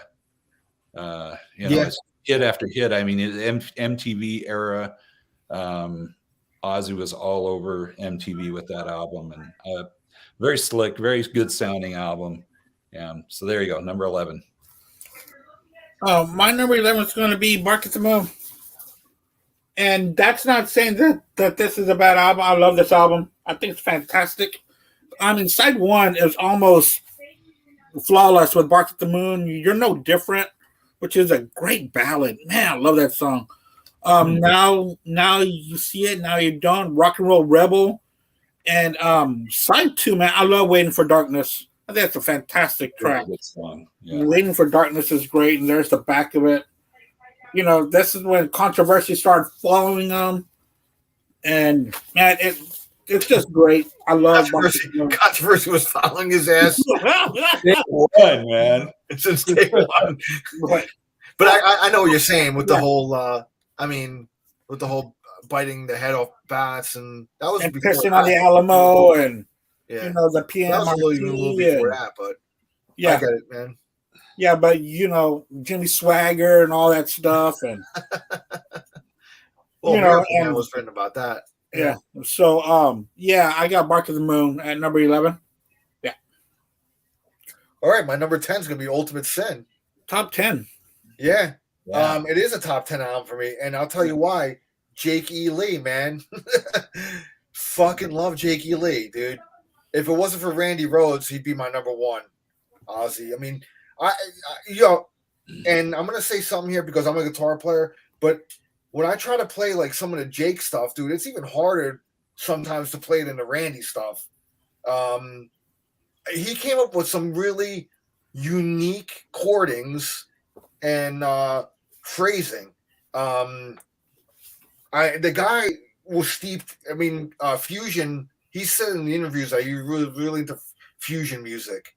You know, and he probably tried to incorporate some of that into this stuff. But you know, when you're blazing through Marshall amps, it's gonna sound, you know, heavy. But yeah, dude, man, or Jake, man. I mean, sometimes he's like right neck and neck with Randy with me, man. Wow, really? I really love Jake. I mean, and I was in the heart of my teenage years, and really Jake was the guy that I kind of came in because, yeah, I mean, I love Randy, and when Randy came into Ozzy, man, I was only like 10 years old. Not even. I wasn't even 10 years old yet, so I wasn't really kind of understanding yet. You know, maybe I might have heard Crazy Train on the radio or whatever. But as like Bark on the Moon and Ultimate Sin came in, I was already older and I was consuming music, you know, a lot. I was finding my own voice and everything by that point, you know, because when I was younger, I was really more influenced by my older brother's album collection until I started saving some money and going out buying albums. But anyway, so No Rest for the Wicked. And the one regret about this is that I didn't see them on that tour. I had a couple of friends that went, and I didn't go. And with Metallica opening up for Ozzy, it would have been my chance to see Cliff Burton, you know, live, and I didn't get a chance to, and I kicked myself to this day of not seeing that. And I never saw Jake live either with Ozzy, so it sucks, man. Like, I really wish I would have went to that show. But you guys went through the songs, but I mean, I'm gonna just say, Killer of Giants, that's the standout track on this album. Mm-hmm. That's the centerpiece. I'm glad I got to hear it live with Ozzy when Gus G toured with him. But the opening track, Ultimate Sin, is a classic. Shot in the Dark, yes, that's the hit. I'm gonna say Thank God for the Bomb. That was, it seemed like the songwriting on here had a lot. It was like, the Reagan era. It was that, Cold War, and, everybody was in fear of like nuclear war. And that really kind of like, it's really like the theme of this album, man. Really, in my opinion, it's almost like a concept album in a way, Yeah. I got to go top 10 is Ultimate Sin for me. Cause I love, even though they say it's too slick, and it is a slick album. I really love to hear a remix done. Like, Ozzy's been saying that he's been wants to remix this album, and Jake would love to hear a remix too. So, I mean, if I can hear that, man, maybe take some of that slickness away, it'd probably be cool. Maybe might slot a little higher then, So, but my number 10 is Ultimate Sin. Wow, now maybe I should hear it with a concept in mind. Yeah, I mean, look, man, like 1986, Reagan era, the height of the Cold War. Think about that, man. And like Omar Gaddafi and all that stuff. Think about that when you're listening to the album. I mean, those themes really creep in to this album. Everybody was afraid of nuclear war. Remember the day after that ABC TV special? That scared the shit out of me as a kid, man. So it was on ABC. Yeah. It was late at night. I mean, it was like a mini series or something like that. So yeah, man, TV had a bunch of mini series back then. That was the thing back in the day. No. Brad, top 10. It's number 10 for me too. So, and for pretty much the same reason. I mean, Jakey Lee. Oh my gosh, his guitar playing and this is the album where he really got to play guitar. Yeah, more than the first album he played on. He was really in his own. I think he wrote most of those songs too. Him and Bob Daisley wrote pretty much that whole album. And I don't have a problem with the production, although I'm cool. Like to hear it, remixed or whatever. But I don't know that that'll ever happen. But and what does it for me is Jake. I mean, he brings that album all the way from start to finish. His playing just takes it over the line for me. So once again, Al, 100%. Whoops, no, Al over here, 100% nailed it. So go on. All right, number 10. We're kind of getting top 10 for me. It's going to be No More Tears at number 10. Oh, yeah. A lot of great songs on here that make the radio. MTV. And, it was very interesting that Ozzy always finds a way to stay contemporary in his own way. And I think he really hit the nail on this one. I mean, Mr. Tinker Train, I Don't Want to Change the World, Mama, I'm Coming Home. And we went through the songs already, but I don't think we mentioned Road to Nowhere. I thought that was a fantastic track. Great song, too. The Road to Nowhere Leads to Me. And that's the way the album ends. It really ended on a high note, and it really left the listener going, man, that was a great album. So, No More Tears. I think, we've been talking about having guest players and stuff like that. This still felt like a band release to me, even though there was, players here and a lot of co-writing, as we talked about Lemmy. But this was a good album for me, and I like it a lot. So number 10. All right, number 9 is going to be Bark at the Moon. Jake's first one with Ozzy. Now, see, Bark and Ultimate Sin, they could flip flop. For me, I mean, they're pretty much even. But Jake came in on here. Damn well he wrote the songs. Don't go by the credit on the fucking album. all songs written by Ozzy Osbourne. Everybody knows that's not true. No. But they gave Jake the ultimatum. Like, you either accept that fact or we can pack you up, send you home, and we can have somebody come in and rewrite the album with your riffs. So whatever. But Bark at the Moon obviously is a classic. You're No Different. Now You See It, Now You Don't. Rock and Roll Rebel. The riff in that's kind of cool, man. It's kind of almost like it's a bit of a rehash of actually the Crazy Train riff if you really listen to it. Almost very reminiscent of it. Center of Eternity, that's kind of like the centerpiece of the album for me. Oh wow. With the church, the beginning of the church organ, and it's really, really a kick-ass song, man. I love that song. And his voice really does stick out there too. Yeah. He does really good vocal work on there. Yeah. Journey to the Sun. I mean, it's a cool track, man. And man, I love Bark, man, because of Jake too. But once again, Bark and Ultimate Sin, they could flip flop, man. For me, I love them both. I mean, they could be 1A, 1B. So. Wow. But that's my number 9. Yeah. Yeah, that's great album. Again, I'd bump it up higher than after listening now. Number 9 for me, Technical Ecstasy. Again, first album I ever bought. First time I saw Black Sabbath live was on that tour. Bill Ward was just incredible. I mean, I've never seen anybody hit the drums harder. Although I'm pretty sure at that point in my life, it was only the third concert I'd been to. And that's the first time you ever saw Sabbath, you said? Yeah, Technical Ecstasy tour? Technical Ecstasy. Wow. Cool.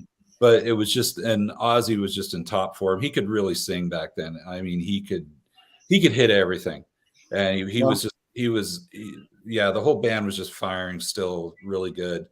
At first we sat, it was at Long Beach Sports Arena. My ticket, I wish I still had my stub. It was $4.75, and we were sitting way up there, but it was just incredible. Yeah, I was too young to drive. I had a buddy of mine who was a year older than me, had a driver's license. I talked him into going, and it was so glad to be able to see them. And the other thing I find cool about this album, and listen to the guitar work on there, as you can tell, this is when Tony Iommi and Brian May got to be best friends, because Tony's kind of stealing a little Brian May tone here. And definitely, man, definitely. Yeah. So very, very cool stuff. And it made the songs very different. And cool album. Okay. All right. There we go. Number 9? Is that where we're at? Yep. Number 9. Number 9, Ordinary Man. Wow. Yeah. I really liked this album when it came out, especially when I had no hope for it after Down to Earth and ones we spoke about at 2019 and 18. I had no hope for this. But man, Straight to Hell, All My Life, Goodbye, Ordinary Man, Under the Graveyard, Side 2 gets pretty weird with Scary Little Green Man, Holy for Tonight, and It's a Raid with Post Malone. Man, it's a whole different Ozzy, and I know that he has a lot of help around him. You know, the drums, you got Chad Smith from Chili Peppers. You got Duff McKagan on bass. Is Slash on there too? Slash is on there for several tracks. That's all. But it's entertaining. You know, it's a good album, especially when I had no hope. And of course, for sure, Ozzy fashion in the back, taking a piss. I mean, you gotta say, man, Ozzy, you know. So, you know, it's a really good album. And when I bought this, it came with like a 11 by 15 poster of Ozzy, which came free with the album. With that when I bought it at the store. So yeah, it was. I liked it, man. It was pretty. It's pretty good. I'm gonna go back and listen to that, man. I gotta really sit down and listen to it with open ears again and really check it out. You two are really pushing me to do that. So yeah, man, which is cool, man. That's why I like doing these shows, is revisiting albums, man. You know, the same thing happens to me every time I've been on with you guys. I'm like, oh crap, I gotta. It's like a whole different point of view from different people, you know. And every time I do that, I always go, damn it, Al was right. Why? I'm glad I'm right about something, man. come to my household. I'm always wrong. Well, you know, I'm not always right around here, but I'm never wrong. All right, man. Well, listen, now going into number 8, I mean, this is really, really, really starting to get very difficult now to rank these next 8 albums, and it's actually painful. They got to go somewhere. Is that I think a lot of my top 8 haven't even been mentioned yet, so I have a feeling we're going to be again crossing the streams here. So go ahead. And man, number 8, and it's like one. I've said this on past podcasts. It's 1A, B, 1C, 1D. I mean, like now these next top 8 albums, to me, like they're all level, man, with me, man. I can't, and I got to put them somewhere. But volume 4 is actually going to be my number 8. I know, and it's such a. I mean, and there's no filler on this album, man. This album fucking kills. Wait. No filler on volume 4. How about FX? Well, effects. Okay, all right. Maybe one of Tony Iommi's cocaine binges. He just like wanted to fuck around with the guitar. All right, effects. I'll give you that one. Can I tell you a funny story about this album? Go ahead. Yeah. So when Yard Metal first started out, yardmetal.com for all you kids out there, my brother was programming the station, and of course he played all he played was Black Sabbath. He would play the whole album, and he was playing Volume 4, and it was FX was on, and somebody immediately got online and was like, "What the hell is going on here? Is everything all right there?" And it was, and my brother was confused. He's like, "What are you talking about?" And then he figured it out. It's like, yeah, maybe that's why it's at number 8 then, because where else are you going to hear FX on the radio? So yeah, hey, Mark. Volume 4 is going to be number 8. But again, man, Wheels of Confusion. I mean, Tony's tone on here, man, it's starting to change now. You could tell they were really starting to get experimental, you know. Yeah. And I think this is their cocaine album too, because they thank the Coca-Cola company in here. But anyway, man, Tomorrow's Dream, I love. That's like one of my favorite songs by Sabbath. That is such a great song. Yeah, I used to play that song in a band that I was in, and it was always a joy to fucking play that song. Yeah. Brad, actually, I'll send you through Messenger. Like there's a recording of us playing that song, so I'll send it to you. Oh yeah, please do. Please send it to me. Yeah. Yeah. It sounds like a Black Sabbath bootleg from like '72. Nice. It's us playing live in a bar, and it's on a tape recorder. Like one of the band members tape recorded it. Yeah. You know. So anyway, that's how they did it. You know. Yeah. Supernaut. Oh. Snowblind. Snowblind. Yeah. Saint Vitus Dance, one of the fucking heaviest songs. Under the Sun, which was like awesome to hear that when they played that on one of these Latter Day tours. I don't know if they played on 13 or the reunion tour. Did they play on the final tour or the 13 tour? I don't remember now. Huh? 13? Yeah, Under the Sun, man. I mean, that's like one of the heaviest tunes, man. You know, but it's number 8, Volume 4. I love this album though. Like I said, like these next albums, man, all of them like fucking rule. So, What's up, Mark? Yeah, 100%. All of these can be number ones. Number 8 for me is Diary of a Madman. Again, easily could have been a number 1 as well. I love that album. God, fucking great album, man. Yeah, I don't even know what else to say about it. It's just there's so many good songs on there. I love the production on it. I happen to have the vinyl right here. Oh, nice. Yeah, way good. So take it away, Andy. Yeah, I ranked this one higher than y'all did, but it's because during this past week when I was going through these, this really stuck out to me big time.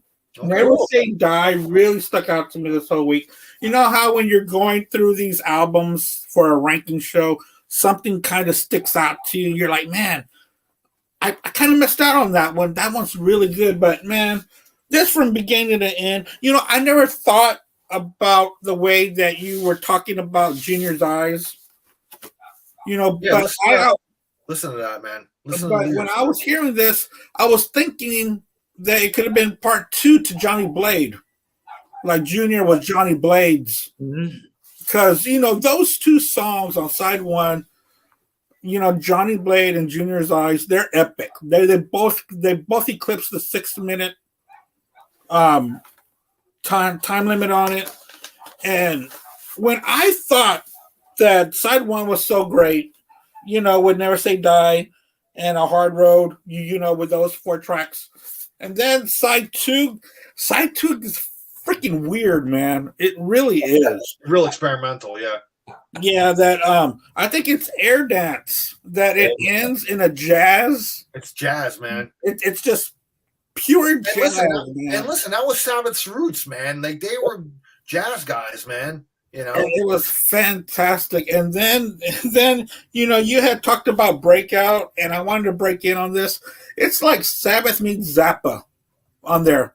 You know, you got the horn, you got the sax, just playing some weird shit. Yeah.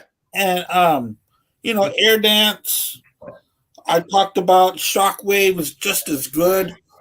And you know, I always just dismissed this album. And then when I was going through it, I was like, man, that is a lot better than I remembered. And that's why I gave it its due. That's why it might be higher than a lot of other people put it, because man, I'm going to be listening to Never Say Die for the next couple of weeks. I loved it that much, and I want to really explore it some more. So yeah, Never Say Die, and not just that, a weird ass album cover. You know, that too. And there was, the production on it also kind of just gives it this weird kind of really weird vibe to it, kind of a final feeling to it. And we all talked about what they were going through at the time, and for them to really finish this album and put it out there, it makes it even more special. You know, it just does. So that's my number 8, right? Number 8, Never Say Die. One other thing about that album, I mean, the lead track, Never Say Die, the title track, it kind of doesn't fit, but it does. I mean, with all the other weird stuff going on, it's kind of like that song. I don't know where it came into and the songwriting and that, but it kind of feels like it was thrown in at the end. It's like, hey, we don't have like a real proper song that we can do as a single, or that maybe the record company. I don't know if that's what happened. They played on freaking Top of the Pops. It is. It's just that song. Yeah, when you drop the needle on that thing, you're like, okay, this is kind of weird for Sabbath to do just a 3-chord song. But did you ever see the live clip of them playing on Top of the Pops when they did that song? You ever see that? I'll check that out tonight. Yeah, you got to pull that up, man. They're on. I mean, Top of the Pops is this show, and fucking Sabbath is on there playing Never Say Die. It's like insane, man. Like when I saw it, I remember seeing that clip, man. And I was like, holy shit, All right, so they did a DVD of the Black Sabbath story, right? Yeah. The concert on that tour that they did over in England, and that was I think at the end of the tour. I got to dig that out too and check that out. Yeah. But anyway, I'm sorry. Go ahead, Al. Again, man, this is painful. Number 7 for me to rank this here. It's just so painful because I love this album so much, and number 7 is going to be Sabotage. And I will tell you this, man. I think this album is the peak of Ozzy singing. Oh, for sure. For anybody that fucking says that Ozzy can't sing, you put on this album, and I defy you, I dare you to sing as high as he did on this album. You're not going to fucking do it. You're not going to reach the range that he did on this album. All right? The thrill of it all. Listen to that song. Thought, Al, is that maybe what they did was they slowed the tape down in the studio. Thing along with it because it actually may have done that. Yeah, what? You think they may have done that? I don't know, but you listen to his tone. His tone is a little bit different. Yeah, and, you being in a studio with the tape and doing that kind of stuff, you can manipulate. Yeah, I could see them doing that. It's like, I can't hit that note. It's like, all right, well, we'll make it so you can. And well, I'll tell you what, man. He may not have. I mean, if they did that or not, his singing is still phenomenal on this album. Yeah. You're right. Hole in the Sky. Try singing Hole in the Sky. There's a reason why they didn't play They didn't play any of these songs on these Latter Day tours because Ozzy can't do it, man. Symptom of the Universe. Superzar. It's the instrumental, which is has the choir in it. They would open up like a lot of their shows with that back in the day. Oh wow. The Writ, man. The Writ at the end of the album, just a crushing song. Megalomania, an almost 10-minute epic track. For those also I've had it on bootleg for years. There's the Asbury Park 1975 show that they played here in New Jersey, and at a place called Convention Hall in Asbury Park, which is a very concrete, cavernous, just a room, and this soundboard bootleg popped out of it. Mm-hmm. Oh, look who's joined us. Yeah. It's the king. Hey, Bob. So, but yeah, man, like that bootleg is like soundboard is a killer. I think they included it now on this deluxe version of Sabotage, the box set. So yeah, but I want to get that one though. I really do. It pains me to put this at number 7, man, because I love this album so much. But version. there's some others that it's going to be a little higher, man. It just has to be. So 7 is the Sabotage. Okay. Ugh. Yeah. The pain. It's hard. It's tough. Yeah. Number 7 for me is Black Sabbath self-titled album, the first album. Again, like Al said, all these could be number 1. Yep. I mean, the reason I kind of knocked it down a bit is it doesn't have that many songs. Okay. I mean, there's parts of things, and I mean, the whole thing's completely brilliant. Yeah. But you know, I love that album. Anyway, what else can I say?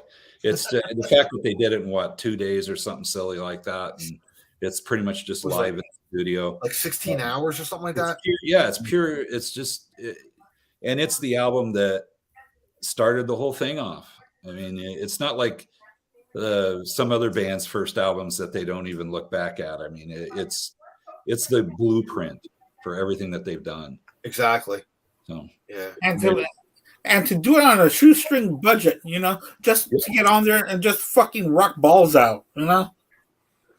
It's great, brilliant. I think bands should do that again. Just get in the fucking room, just play, and just fucking bang it out, man. Yeah. Yep. You know, instead of this, you know, it's been 40 years since we've been working on this. You're like, dude, come on, hurry up. Yeah. But my number 7, like Al was saying, this gets hard, especially on me having to put this one up there. But Diary of a Madman at number 7 for me. To the back, dude. Fucking wicked, dude. Fucking badass, dude. Al's gonna have a heart attack. I am, dude. This is painful, dude. How can you have a heart attack? These are all great albums. The inside of that, I mean, just they're all number 1s. Well, Al's gonna have one. Look at him. He's the dog. This is Daisy. Hey, Daisy. Say hi, Daisy. Daisy, Daisy, you're about to die.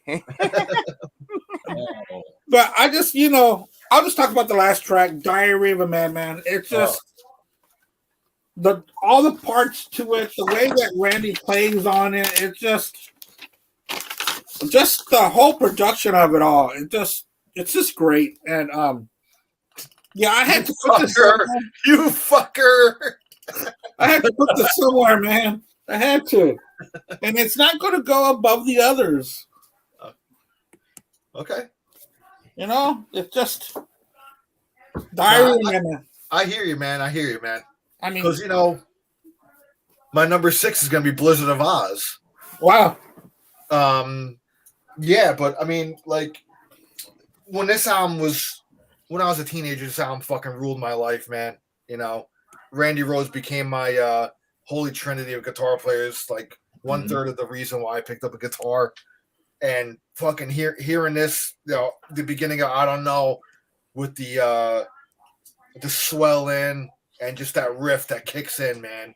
And I was like, this guy's something special, man. And I can't.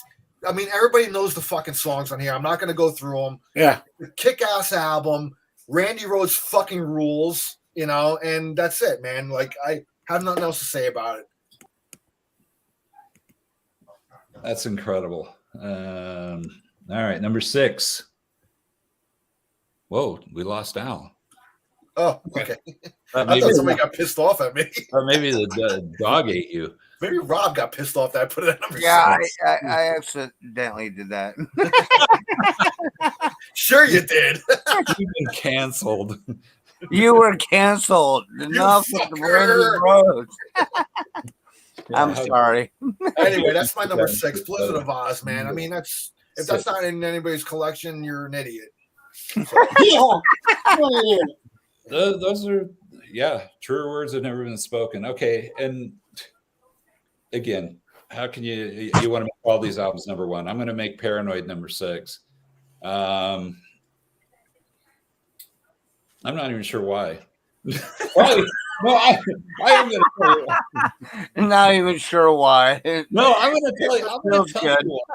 It's because this album was just so overplayed when I was a kid. I mean, I feel like every day of my life, from age 10 till 15, I heard this album somewhere every day, probably coming out of my brother's room. Mhm. And I just kind of got tired of it. It's just like, I don't want to listen to this again. The funny thing is, as a teenager, up until Sabotage, I really didn't like listening because, again, it was everything coming out of my brother's room was Black Sabbath. I didn't really like listening to the Sabbath albums. I love playing the songs. I mean, I've played every song off of these first 6 albums with a band. But and I love these. I love Paranoid just for one reason. My all-time favorite song to play on the bass is War Pigs. I love playing that song. Great song to play on the bass, dude. Oh, it's got everything, man. And I think the last band I was in to do it, we decided we weren't going to have a singer because singers are a pain in the ass. Sorry, all you singers out there, but it's true. Yeah, they are. I'm one of them. So we decided, hey, why don't there was 3 of us. It's like, well, why don't we all just kind of take a crack at singing stuff? Well, and so we did. When it came to that song, what we did was we got everybody to sing, sing the choruses. And now I'm the only one here. And I sing the verses. I mean, and I actually played War Pigs at a wedding once, which is pretty funny. Yeah, Brad's on the spotlight. Yeah, there you go. Yeah, my drummer, Ed Bizzovi, his sister got married, and they had a wedding band, but they had us play before them, or maybe it was after them or whatever, because people were really drunk. It was a good Catholic wedding. People were really trashed. And we played War Pigs, and people were out there dancing to it. It was the most funniest thing I've ever seen. And I do remember that I jumped off of the stage. They had all the food on a table, these several long tables up in front of the stage. I jumped off the stage onto the table where all the food was, and I was running up and down and just kicking food all over the place. and it was like one of the most rock and roll moments of my life, man. And we played a bunch of songs off this album. So love this album. There you go. Okay. Where are we at? Number 6? Nix Masters of Reality for me at number 6. Hmm. I had to put this somewhere. Yep. I had to put it somewhere. That's. I feel like you've said that before. I know. But songs like Sweet Leaf, After Forever. I love After Forever. It's a great track. Children of the Grave. After Forever is brilliant. Yeah, it is. Again, one of my top 5 favorite songs to play on the bass is After Forever. So it's a little chair there, but yeah. Final Swords. All right, man. Number 5 is where it all started, man. The debut album by Black Sabbath. This album to me stands out from like all their other albums. Yeah, spotlight on me. I mean, when I listen to this to me, this album is a headphone album, and there's an atmosphere to this album. When you listen to it and you know the backstory of it, how like they recorded it in 2 days, and just the quality of the songs on here, but just the atmosphere is like, I don't know, man. There's just like a certain sound to this album that it's just intriguing, man. I mean, it opens up with a church bell and rain, and and then it goes into that tritone crushing, Tony Iommi riff, yeah.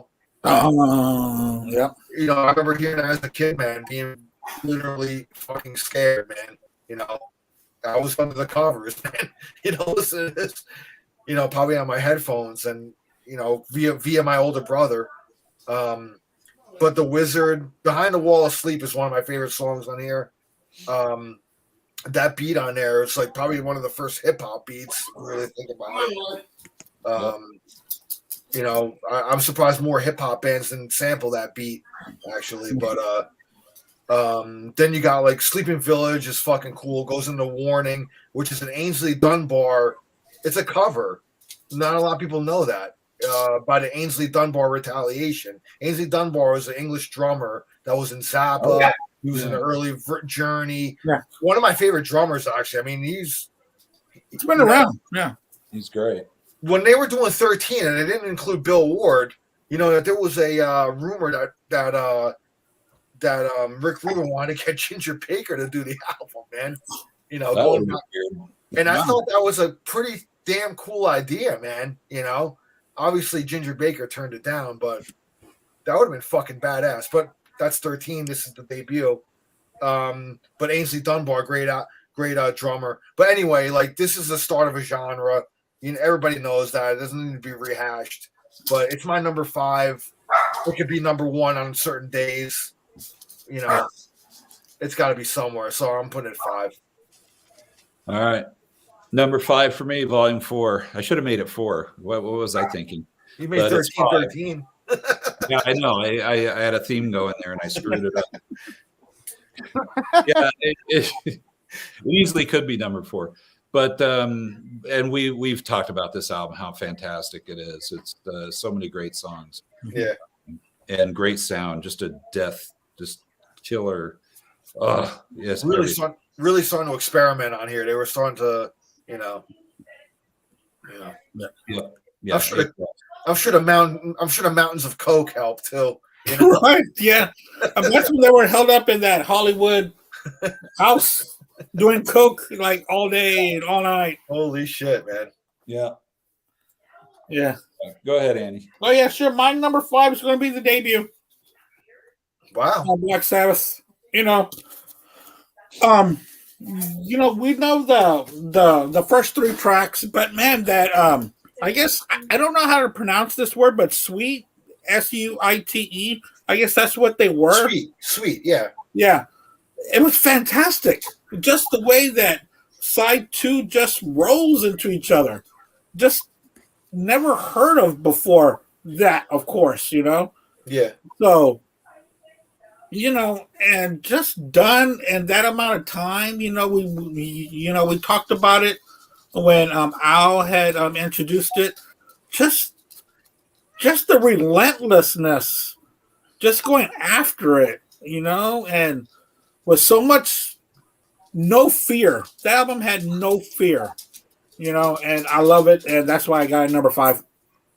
Yep, great album. Yeah. Okay. Bob, did you want to add anything to this? No, I'm enjoying No? All right. I'm enjoying the whole content. Number 4, Al. All right, number 4 was going to be the first Sabbath album I actually ever heard, because my older brother had the cassette. Hey, Al, real quick. Al, it's not anti-pop, right? No. I gotta bust some balls. Yeah, from last night's show. Go ahead, buddy. So ironically, like, my older brother had this cassette. It was the first Sabbath album I ever heard. And ironically, I still have the same cassette to this day. Yep. Nice. Paranoid. It's a classic for good reason, but my favorite song on here, actually, and I used to do this in a band and I was in, is actually Electric Funeral. Talk about jazz. I love that song, man. And I love playing it on guitar with the wah-wah and all that shit, man. It's really, really cool, man. I mean, that's my standout track for me. I mean, War Pigs, Paranoid, and Iron Man. Those are the 3 songs that always get played on the radio. I still love those songs, but there's a burnout factor there. But anyway, Planet Caravan, I love that song, man. That takes you on a trip, Hand of Doom. Especially when you're tripping. Hand of Doom. Yeah, thank you. Yeah. You know what I mean? Hand of Doom. Oof. Great. Brilliant. Hand of Doom is a brilliant song. Lyrics, man. I mean, Geezer. Where the hell was Geezer coming up with like these fucking lyrics, man? That's what he was. If you're gonna talk about lyricists, man, he's definitely in my top 5 lyricists, man. Because that guy wrote fucking genius lyrics, man. Mm-hmm. Well, him and Neil. Yeah, him and Neil. I love, dude. I love Geezer, man. Almost just like right there with Neil, dude. I mean, they were very creative with their lyricism, man. You know, but Neil Sedaka. but Paranoid's got me number 4. It's a classic. I mean, that's sorry, like but Vince Neil didn't write that much. Huh? What's that? Vince Neil didn't write that much, guys. Oh, Vince Neil. Come on. Yeah. Well, I don't know where that came from, but that was brilliant. Anyway, yeah, it's number 4 for me, man. Master of Reality, number 4 for me. Played a lot of. Well, I played every song off this album. The funny thing about one of my favorite songs off here, Lord of this World. Back in my teenage years, most of the gigs we played were backyard parties. This is a Southern California. It was the thing. It was like every party had a band, every party had a keg, every party had the cops coming, and so you'd basically play until the cops showed up. I swear to you, I don't know. I can't even remember once being able to play all of Lord of this World, because every time we played it, that's when the cops would show up. It was unbelievable. I was like, can you just wait till we get to the one part? Da, da, da, da, da. Yeah. Lord of this world. I love that part of the song. It's like, guys, just stand down for a moment. One of the coolest things ever, though, about playing those backyard parties was once they couldn't find it where we were playing because you could just hear the sound all over the place. So They had a helicopter come in. And so the helicopter's flying all over looking for this party. And when they finally found it, they had the big spotlight. And so we're on stage, in this backyard, and this big spotlight hitting us from above. This is like one of the coolest things ever. That had to be badass. You're like, it was okay, totally that's not expected. Here's a spotlight. No. It's like the extra spotlight. Yeah, boom. No, you're like, yeah. The other cool thing is when the cops would come in there and start, rousting everybody and throwing people out, they were really cool to the band. They'd always come up to us and go, okay, you guys just relax. You don't have to go anywhere. But everybody else has to get the hell out of here. And they were so cool to us. I was like, man, see, cops are all right. Yeah, that was a hell of a party. That was a hell of a party right there. Yeah. Although I do remember one where the cops showed up and so it was actually a daytime thing. And we're trying to figure out why were people calling the cops during the day? And that's what I said to the guys. I go, who is this daytime? What's the problem? And he said, well, maybe people just don't like your kind of music. And our guitar players looked at the guys and said, God forbid. Yeah, good times. Nice. Times, man. I had the best teenage years ever. Sounds like it, man. Right now, good times. Okay, there you go. Number 4. Number 4. There you go. My number 4 is going to be Sabotage. I thought this was, it was different. They stretched it out. And like I was saying, man, the way that Ozzy was singing on this one, but, Hole in the Sky, Symptoms of the Universe, the way that on a couple of these songs, the way that Ozzy would perform them, he was like ranting and just going on and on. It was just great. He was pissed off. Yeah, am I going insane? I know that gets crapped on, but I really think that's a great track. And the way that it ended with the writ, it was just again another like what's the word I'm looking for? An epic ending to that song. It's like a menacing song, man. Yeah, the writ, and there's the back of it. It's a great album. I love it. And that was one of my favorites for a while by Sabbath, but now it's gone down a little bit. So that's my number 4. All right. My number 3, that's really down to the wire now. It's my favorite Ozzy solo album of all time, and it's Diary of a Madman. Mm-hmm. This fucker right here, man. So I can't go plastic on it. What's that? You still got the plastic on it. You can see it shine. Yeah, it's sealed still. Nice. Not going to open that.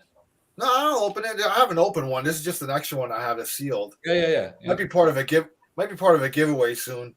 Oh wow. Ooh. Yeah, give it to me. I would accept it. Yeah, by the way, happy birthday, buddy. Yeah, happy belated birthday, Rob. Happy birthday. Yeah, whatever. Birthdays are birthdays. Yeah, thank you. Come on. Another year older. Yeah, another year, another close to death. Yeah, come on. All right, so You Can't Kill Rock and Roll was my ringtone on my phone for like the longest time. Love that song, man. And as that song fades out and Randy's like soloing, it's just incredible. I kind of wish they would come out with a remix of it with not faded out. I could hear the whole damn thing. Flying High Again, I think that's like one of the greatest Randy solos ever laid down at the tape. That solo is just a song in itself, really. Sailing Across the Ocean or Sato, Sato. I love that song. There's no song on it I don't like. I mean, everything is classic. Diary of a Madman, the title track on here with the classical influence that Randy had, just kind of hinted of where he was going, you know, had he lived, you know, who knows what boundaries he would have pushed further, you know, with melding classical and hard rock, heavy metal, you know. You're right. I get a tear in my eye every time this album ends, knowing that like there's no more by him, but he's still on my Mount Rushmore of guitar players, you know, with the limited output of work that he did. You know, I get choked up talking about him, man, still. Yeah. And it's, you know, this year is going to be 40 years that he passed. It's coming up on the 40th anniversary this month. Yeah, it's crazy. Yeah, it's crazy, dude. And I remember being a 10-year-old kid, man, hearing on the news, you know. Yep. So, but number 3 is Diary of a Madman, my favorite Ozzy solo album. And man, it was all class when they released that tribute album. That's that's amazing. And the way that they did it just to center around him, you know, it was just great. Yeah. Yeah, I love that album. Tribute was fantastic. Maybe one day when we do a live album show, that's definitely going to be on it. Yeah. You know, and one thing that doesn't get mentioned about those first 2 albums is the other guys playing on it. I think Bob Daisley's bass playing is very unique, underrated, and I never heard the re-recorded, you know, the stuff with the re-recorded bass and drum, but just the stuff that he played was just so like Flying High Again. Every time I've heard it played live, it's just not quite the same. It's like, man, it's missing that. He's just, Bob Daisley. I got to give him a lot of credit. The unsung hero on those recordings, man. And that goes back to what we were talking about earlier. This was a band. This was the band. Oh yeah. This was the 4-piece. Yeah, this was not it wasn't Ozzy. It was a band. Yeah, it was the Ozzy Osbourne band. It was Blizzard of Oz. Blizzard of Oz. Yeah. That's what it was called, yeah. And then Sharon took over. Good job, Sharon. Yeah. Isn't it just like a wife to take over? Yeah, there you go. All right, number 3. Something good, and they want to grab it. Yeah, number 3, Sabbath, Bloody Sabbath. Andy, you got to get with it, man. You got to get with it. National Acrobat. Oh my gosh! I mean, there's so many. There's so many cool things on this album. It's just got the coolest vibe to it. Yeah, you talk about Ozzy hitting big notes, man. That album. Here too. Oh my gosh. Yeah, it's just unbelievable how well he's singing. I noticed that Al hasn't mentioned it either yet. No. So, Sabbath, Bloody Sabbath, and there's only 2 out. There's only 2 spots left. There you go, only 2. Yeah. All right, go ahead, Andy. Let's hear what you got. 3. Oh, my number 3, Blizzard. Oh, I thought it was going to be Down to Earth. Okay, go ahead. Right. Blizzard of Oz. You know.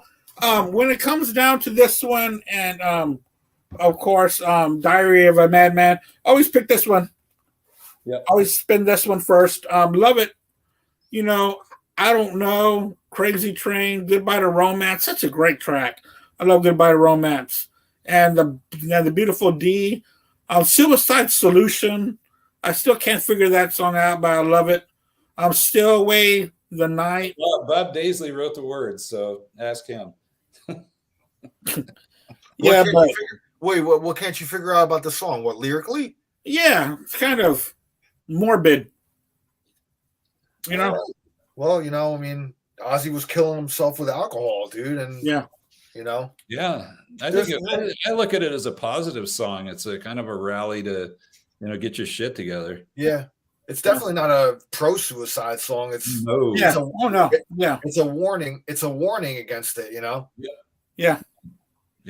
I understand, but Blizzard of Oz. Yeah, this is I just love it. So that's my number 3. So here we go. Top 2. Top 2, man. So my number 2 is Master of Reality. The beginning of what they call the doom metal genre pretty much starts here. The first time that Tony really down-tuned his guitar as well was on this album. And the riffs are just absolutely crushing. I mean, Sweet Leaf to start off with the cough, man. That's great. With Tony Iommi coughing in the beginning. That's him on the tape. Taking a big puff of and then they coughed like his ass off and they recorded it. After Forever, man. That's such an unbelievable song. Children of the Grave, definitely probably a top 5 Sabbath song for me. Lord of This World, solid. And you know what? I love Solitude, man. Solitude, like, it just goes to show that Sabbath was just not an all-out, balls-out metal band. They could write a ballad, a moody piece. Yeah. And that song, man, like, when Ozzy's, like, singing it, it's like, you really, like, feel it, dude. Like, what he's singing. You can feel the emotion in it. And I love that song, man. And just because it's a slow track, a softer song, man, it doesn't make it any less heavy. You know what I mean?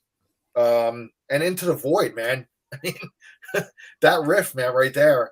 Yep. We used to play that in my band too, man. We played quite a few Sabbath stuff. I had a ball playing the Sabbath stuff, man, because it's just when you launch into that song live in front of like a bar crowd, man, they really would like get into it. You know what I mean? Mm-hmm. And but that's my number 2, man. I mean, that album, like, it's a killer album, man. You can't say anything more about it. So, Master of Reality, number 2. You're right, 100%, man. Okay, number 2 for me, Sabotage. Yeah, it's my favorite Black Sabbath album. I love the sound of it. I love the feel of it. I love how pissed off these guys were at this time because of their management. And screwed over. There's just so much great music on there. And Sentiment of the Universe, one of my another top 5 Black Sabbath songs for me to play on bass. The problem is finding somebody that can sing it. That's the real problem. And that is a tough song. Oh my gosh, that is that's what I'm saying, man. Like, anybody who like claims that Ozzy is not a great singer, doesn't have range, like, listen to Sabotage, Sabbath, and Sabotage back to back. And, come back to me then, because it's bullshit. Yeah. I defy any singer to try to sing that stuff. Oh yeah, technically Dio is the better singer. Okay, maybe he's more operatic and stuff. But fucking dude, listen to these 2 albums and tell me Ozzy doesn't have range either. It's a load of crap, dude. It's a load of crap. Maybe he can't sing. Well, he definitely can't sing that stuff now. But listen, man, he was a young guy. He fucking gave it his all, and that's what we got. We got these classics. I don't think in the Dio years that they played anything off Sabotage or Sabbath Bloody Sabbath, did they? I don't think they did. No, I don't think so. Yeah. So maybe there's a reason for that. I think we'll go conspiracy theory. Ronnie couldn't sing those songs. Nobody, Ronnie's nobody can sing those songs. a great singer in his own right, man. But No, that's not dissing on him. That's just Yeah. talking about how great the songs were. It's Exactly. funny, talking about singing. At one point, when my band was auditioning singers, we auditioned singers with Backstreet Kids, and we realized we were never going to find a singer doing that because nobody could sing that song. Oh my Yeah. god, that one's way up there too. That's way up there too, man. Yeah. It's unbelievable. So, Guy Black Sabbath's the best. Okay, go ahead. Number 2 for me is Volume 4. Ooh, Man, this is relentless. Just beginning to end.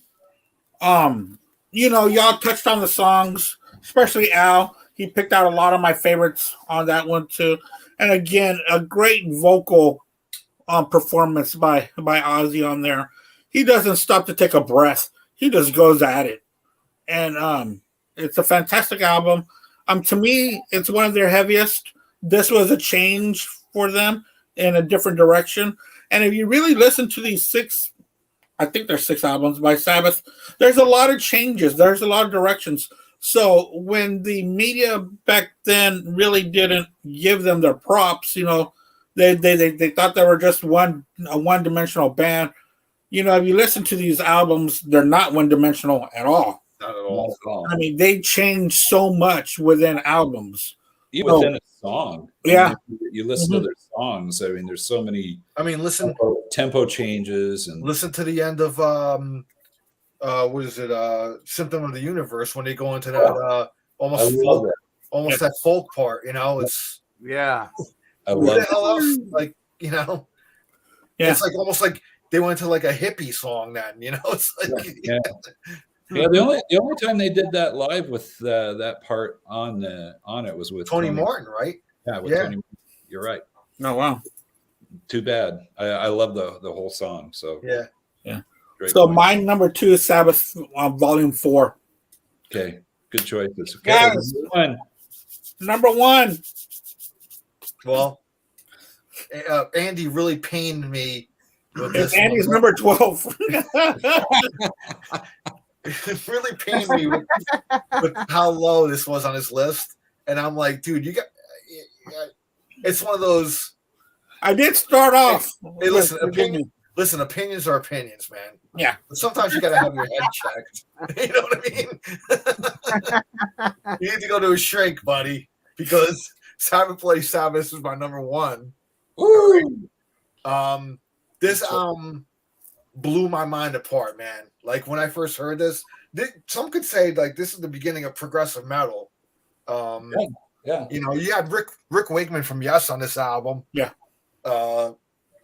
Dude, listen to Spiral Architect, man. Oh, unbelievable. Jeez, that song is like gives me goosebumps to this day. Every time I listen to it, with the orchestration on it. God, Who Are You is a cool song with the synth, with the Moog synths on there.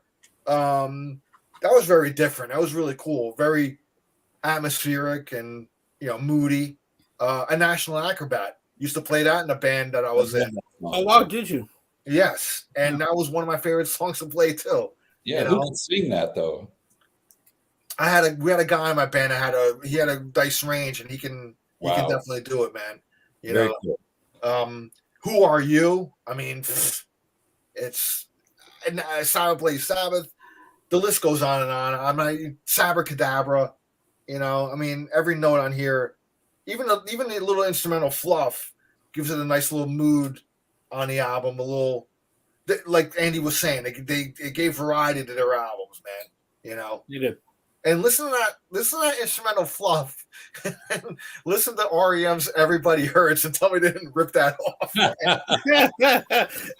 You know what I mean? They took that song, that guitar figure, and made it into a song. But Sabbath, man. And I gotta show this monstrosity right here, dude. This box set. Whoa. Holy shit. Every Ozzy era Sabbath album in one collection, dude. Look at that. Is that thing like fucking 12 pounds? Dude, I can like bench press this fucking thing, bro. I can work out with it. Look at that beauty, man. Nice. You know, That is fantastic. and I So was what's after Never Say Die? I mean, what's the rest that they have in there? Probably 13. oh, Well, yeah, this is stuff. 13. This is stuff that's no, 13's not in here, but this is stuff that's included. They have an LP that's it's all the mono singles that they combine on here. They have a Paranoid tour book, Sabotage tour book, Technical Ecstasy tour book, Never Say Die tour book, and they have a 7-inch 45 single of Evil Woman in here. So yeah, you get a lot of cool shit in this, man. Yeah, dude, you really do. You know, and for anybody that wants to see, it's killer. Nice. Dude, that's awesome. Yeah. So I just want to show that off. Yeah. But Sabbath, man, That's rules a good my reason. world. I mean, they're top 3 band for me, dude. Yeah. You know, I love Sabbath, and I always will till they put me 6 feet under. They can bury me with my Sabbath albums. I'll be happy. You know what I mean? So Great band, man. my number one, man. You could make that last thing you just showed your number 1 album. There you go. There you go. It's all number one to me, man. Well, since the topic was Ozzy, and I went with Blizzard for number 1, just because to me, without that album, I don't think we'd be hearing Ozzy Osbourne anymore. Nope. True. I mean, that album was, I mean, besides it being just a great album, I think historically it was the most important album of his career. It had to be. It had to be. So that's why I made it number 1. I mean, it's a great album, besides for all the many reasons we talked about, but just the fact that without that album, there's no Ozzy, there's no Sabbath reunion. Well, maybe they would have reunited sooner. I can't argue with that, Brad. Yeah, the catch would have came in quicker. Yeah, and then you throw in Randy Rhoads, and I mean, it's hard to say anything negative about that album. Yeah. I've bought it I don't know how many different times now. I've listened to it more than any other Ozzy album. And when it came out, it was I mean, I put that, got the vinyl, put it on cassette. It stayed in my car for months. And I did get to see him twice on that tour. And then once on the Diary tour. That's awesome, man. And it was, everything you would have wanted. For. And I love Rudy Sarzo as a person, and he's an incredible bass player. But at that time, I didn't like him at all. I didn't like I didn't like the way he played the songs. I didn't like the way his shenanigans on stage were. It was just like, he was the wrong guy for that band. But I mean, I don't know. The guy can play he can really play, but I think at that point in time, it was just not the highlight for him. Good dude though, solid good dude, and an incredible bass player. So, but just not at that time. But those first 2 Ozzy albums, man, like you were saying before, besides Randy, dude, I mean, Bob Daisley and Lee Kerslake, such an integral part of like that sound, man. I would love to hear a live recording of that band, because they did do a few gigs. Yeah, they did it. They did a UK tour. Yeah. Well, on Tribute, what's the songs on there? There's 2 songs on there that actually is Bob Daisley and Lee Kerslake. No. Yes, it's from a Southampton gig that they did in the UK that they tacked into that. They blended into that album. They took those 2 performances. No Bone Movies and another song. I forgot which one. Okay, there you go. Oh, interesting. Because I was like, they never played those songs when I saw him. I was like, how did this happen? Because I'm sure they were playing the same set. And I just gotta say, originally when they were gonna do a deluxe reissue of the first album, Blizzard of Oz, they couldn't come to an agreement with Bob Daisley because they wanted to include that Southampton gig, the whole show as a bonus on there, and they couldn't. Obviously, him and Sharon couldn't come to an agreement, so he pulled out of it. Hopefully, one day, man, I get to hear that full show, sound quality. Yep, we need to hear that. Yeah, But there's two songs on tribute that's from that show though. Well, now I'm gonna queue up tribute when we're done. Yeah. Damn it, Al! You do this to me every time. It's like I'm making a list of all this crap You that fucker. Fucking Al. listen to. God bless you all. I'm a fountain of useless knowledge. But the best part about Al though is that he's not costing me money because I already own all this stuff. There you go. I need to pull it out and listen to it again. True. Yeah, well, I'm gonna when we get off of here, I'm gonna throw on Sabotage Sabbath. So, there you go. ready it. All right, we're down to number one with you. Oh yeah, my number one. I'm pretty sure y'all know by now because I haven't talked about it yet. Is going to be Paranoid. Love this album. It's so good from beginning to end. You know, of course, War Pigs and Paranoid and Iron Man, of course, but they're fantastic. But side two, you know, Electric Funeral, Hand of Doom, Fairies Wear Boots. I mean, this is just a fantastic album, and you know, I still play this a lot. This is one that I really reach out to. It's a classic album, and they just, you know, I liked their debut album because it was so good and so raw, and this to get a little bit polished, not too polished, but they get it right. They tweak the screws just right, and that came out to Paranoid. That's why this is my number one. Yeah, it sounds like they took 3 days to record that instead of 2. So that was it. Mine was number one. My number one was Paranoid. Ours was Sabotage Sabbath, and Brad's was Blizzard of Oz. Also, guys, I forgot to say this. If y'all want to listen to some really good hard rock and heavy metal deep tracks, go to Yard Metal. Oh.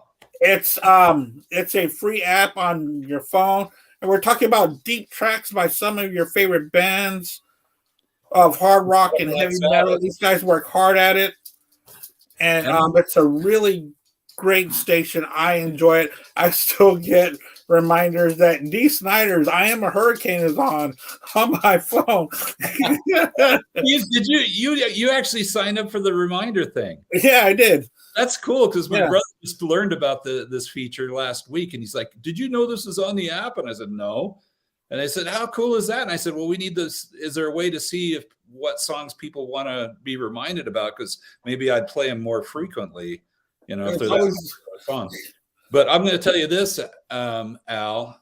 I play almost every song off those first 2 Ozzy albums on the station. I don't play D.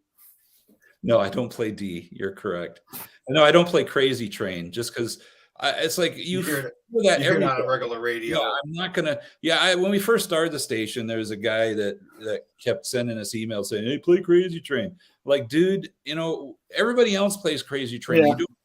You go listen to Sirius XM if you want to hear Crazy Turn Train. On the classic rock album. Yeah, you want to regular radio. You want to hear Revelation, Mother Earth. You listen to Yard Metal.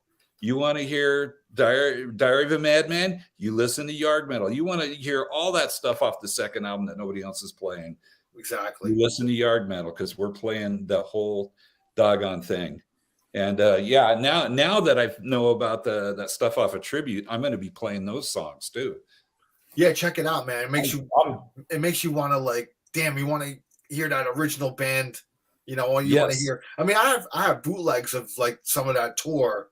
You know, but to have a full multi-track, you know, live recording of one of those shows would be awesome. So, supposedly the Southampton show is a complete show that they recorded. Yeah. And they included no. I'm trying to think of the other song. It was No Bone Movies, and I can't remember. I don't know if it was Goodbye to Romance, maybe. I think you're right because I don't remember them ever playing that when I saw. Hold on, I've got the cassette right here. Let me look it up real quick. Go ahead. You look it up because I'm pretty sure I never heard them play Goodbye Romance live.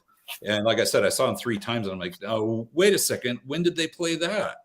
Yeah, that makes total sense now that those 2 songs, No Bone Movies and you know, and then you know, I guess on that tour as well is when they recorded.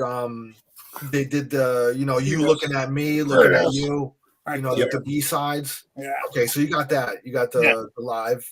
Yeah. Okay. Let me see here, because it should have at least some of the credits. There's No, you know, it's not going to say in the credits, man. No, it doesn't. That's why I never knew this. That's why I need Al. I need you on my speed dial, Al. Well, right now I'm looking it up on Wiki, so let me see here real quick. Because it'll say it here. Personnel. Okay, there we go. So it was I was right. Goodbye to Romance and No Bone Movies. and those are played back to back. Yeah. So Those that's are played back to back. so that's from that Southampton gig, you know, Yeah, in the 1980 tour. Because that original band only played in the UK in 1980, and then Ozzy fired them and got in Rudy and Tommy Aldridge. So yeah, it's a shame, man. I mean, I wish that original band would have lasted, but you know. Yep. But well, listen, man. Bob Daisley is talented because Ozzy kept bringing him back for a reason. You know. Yeah, the right lyrics, but also, I mean, Bob Daisley. Yeah, he's a great bass player. I want to get his book, man. I heard his book is really great. Yeah, it's tough to find for not a huge amount of money. I keep hoping they'll put it on Kindle or something, but Yeah. I don't know. Maybe Sharon's blackballed it or something, and that's why. Probably. I know you can order it directly from his website too, or whatever, but it's, you know, you're gonna pay for it. So Yeah, because you got to ship it from Australia or something. Yeah. Well, cool, guys. Well, did Rob disappear? Is he gone? Yeah, he's gone. yeah. I think Oh this man, is 'cause for a moment. I was going to put the finger on him and say, Rob, at least give us your number one.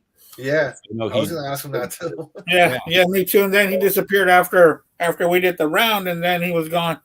All right, so Andy, I'm going to put this on you. This is your job, is to get Rob to publish his top 20 list, because he did do it. Unless maybe he didn't, and that's why he cheesed out. No, I think he did because he talked about it so much. I know. I'm pretty sure he did. I want to see his list.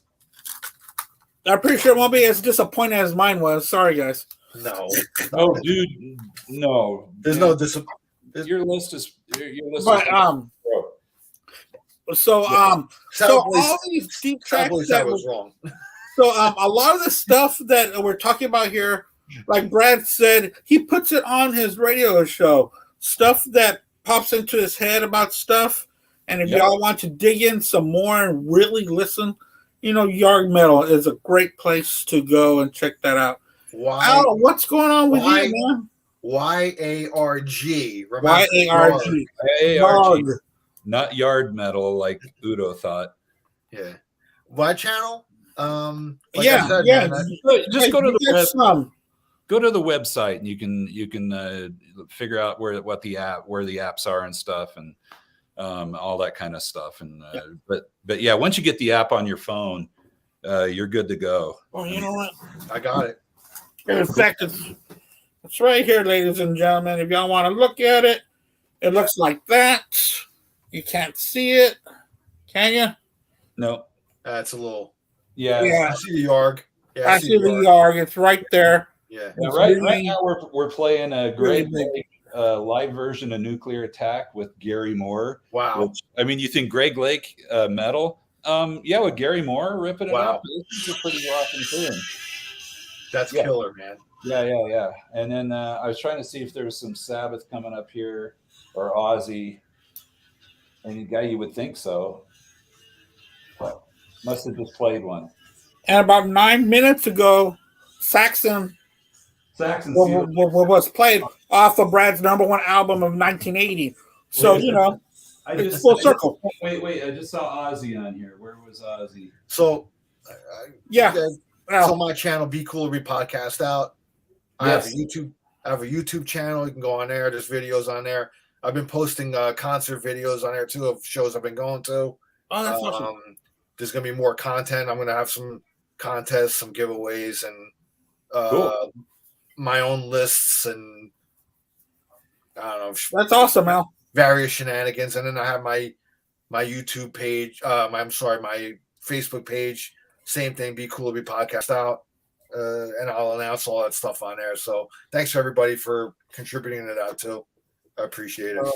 So Al, because I'm a total dick and I haven't been listening to your stuff. I need to. Are you on Apple? But there it is. Be Cool. Is it Be Cool? Or Be Podcast Out. Yeah. But are you on Apple? No. Ah. So how am I supposed to listen to this? Well, I'm on YouTube. I mean, I was just okay. All right. It's a YouTube channel, so Cool. I'll send you the link to it, dude. No. I can find it. Yeah. Okay. I'll dig it. I'll So dig it. That's what I got going on.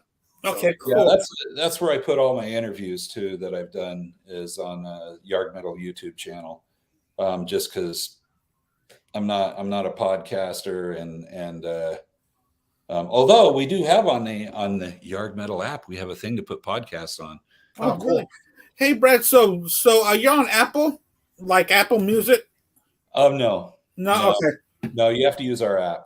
Okay. Website, the app or the website. Okay. No, because like on Apple Music, I guess it's like any other music app where we can share stuff. Because I like send albums to my cousins and my uncles, and they send them back, and that's how we do our sharing. It's pretty cool. And in fact, he sent me the new Tears for Fears that I haven't gotten to yet. Yeah, I want to hear about that. Yeah. My uncle loved it, so I gotta get back to him and let him know what I think. Cool. 'Cause I started it, but then it's hard to start something when you got to be doing something else. I know. I'm still backed up on my owl list, so and I've got a whole laundry list of new albums I'm going to buy this month. So, and I still haven't even listened to half of the music I bought last year. I'm so far behind. COVID has wrecked my listening because I spend so much time with the family, and it's hard to listen to music when you're hanging out, and I don't spend a lot of time in my car, which is where I listen to most of the music. Which is odd because my wife tells me, "Hey, don't you have some music to be listening to right now?" I guess I will. That's funny. Now I used to listen to music when I'm walking, and now my wife walks with me. It's tough to do that, and that's what I listen to podcasts. And see, I got to be able to listen to stuff. I can't have any distractions, so I can't have other people around. I got to just be able to sit down and listen. All right. Oh yeah, we got a well, I'm going to make the announcement on Monday, but a new show we're going to be doing is the best of 1987. So that's something y'all want to be a part of. Can I be a part of that? Yeah, sure. I'm down with that. Date? The date is going to be on March 16th. It's going to be a Wednesday. I didn't want to do it on Thursday because that's St. Patty's Day, and I thought a lot of people might be out. Good thing. So, it's going to be on March 16th at 7 p.m. The best of 1987. That's when Wolfgang Van Halen was born. Oh, is it? March 16th, yeah. Oh, okay. So and, I'm seeing Judas Priest on Monday. Judas Priest. Cool. Oh, fantastic. This Monday coming up? Yeah, this coming up Monday. Oh, I want to hear a report from that, man. Yeah, I definitely will. Because this will be, I think, the second show of this leg of the tour, of the restart of this tour. So there was supposed to be one guitar player, now it's two again. Yeah, they came to their senses. I think that was just a publicity stunt. Yeah. How can they go out with one? They can't. I mean, that's their whole sound. I think a better publicity stunt would be to shave Rob's beard and then super glue it to his head. Like a little. Oh man, I love Rob. He's the best, man. I love you all. I love you all. So okay, so I got y'all two for March 16th, and for 1987, we'll do a top 10. Yep, awesome. Okay, great. It's a good year. Yeah, there's a lot of good releases. Yeah, in fact, and there's a lot of, that's when alternative music really, wasn't really alternative. It was still college radio or left of the dial, So interesting stuff. Cool. So, for everyone out there in YouTube land and Facebook land, thank you so much for watching. Thank you for all the comments. We love everything about it. And thanks, Al, for taking the time to do this. Brad, once again, thank you for sharing y'all's time. And thank you to Ozzy. Yes, thank you, Ozzy. Thanks to well, if without Ozzy, we wouldn't have the show tonight. We would not have had a show tonight. No. I don't think we'd have a lot of shows. Yeah, I know we would have a lot of stuff. I think Andy, in the future, we should probably have a show that the top 10 rock stars that Al doesn't have a picture with. That'd be hard. There'd probably be rock stars we don't want to talk about. Oh man, that's funny, dude. Thank you. Yeah, man. It's like, dude, how do you know? How do you meet these people? You know? Yeah. You weren't on the Promise show with us, but my friend Scott that was on the show with us, he was a DJ on the radio, and he had a hand in like me meeting quite a few people. So Yeah. it's nice to have people in the business, man. You know that you know. So I hear you, man. It helps. It helps. So Man, that was a really good show. Yeah. I watched it from afar because I don't know that much about them, and I don't want to be on and not know what I was talking about. So I've heard it was really good. So. I just bowed out of that one. Yeah, but man, I learned a lot. I learned a lot of titles that I should look up. Again, I take notes of all this stuff. So cool. Yeah. Well, thank you, Andy, for having me on the show as usual. Oh yeah, of course, always, and thank you for saying yes. And nice to see you, Brad, as usual. Good to see you, man. Yeah, I gotta go pick up my Kramer. Had a guy totally reworking the electronics on it, and he's got it ready for me. So I'm gonna go pick that up now. Oh, cool, man. Meet him at a club. Awesome. All right, man. I'm excited. Well, y'all take care, and we'll see y'all for 1987 on March 16th. There you go. Cheers. All right, guys. Bye. Have a good night. Later. Bye, guys. Thanks, Andy. Hey, thanks a lot, Brad. You know, you're great. That's why I always have you on here. You're wonderful. You're too kind. I appreciate it. You take care, man. All right, you too. See ya. Good night. Bye. Good night.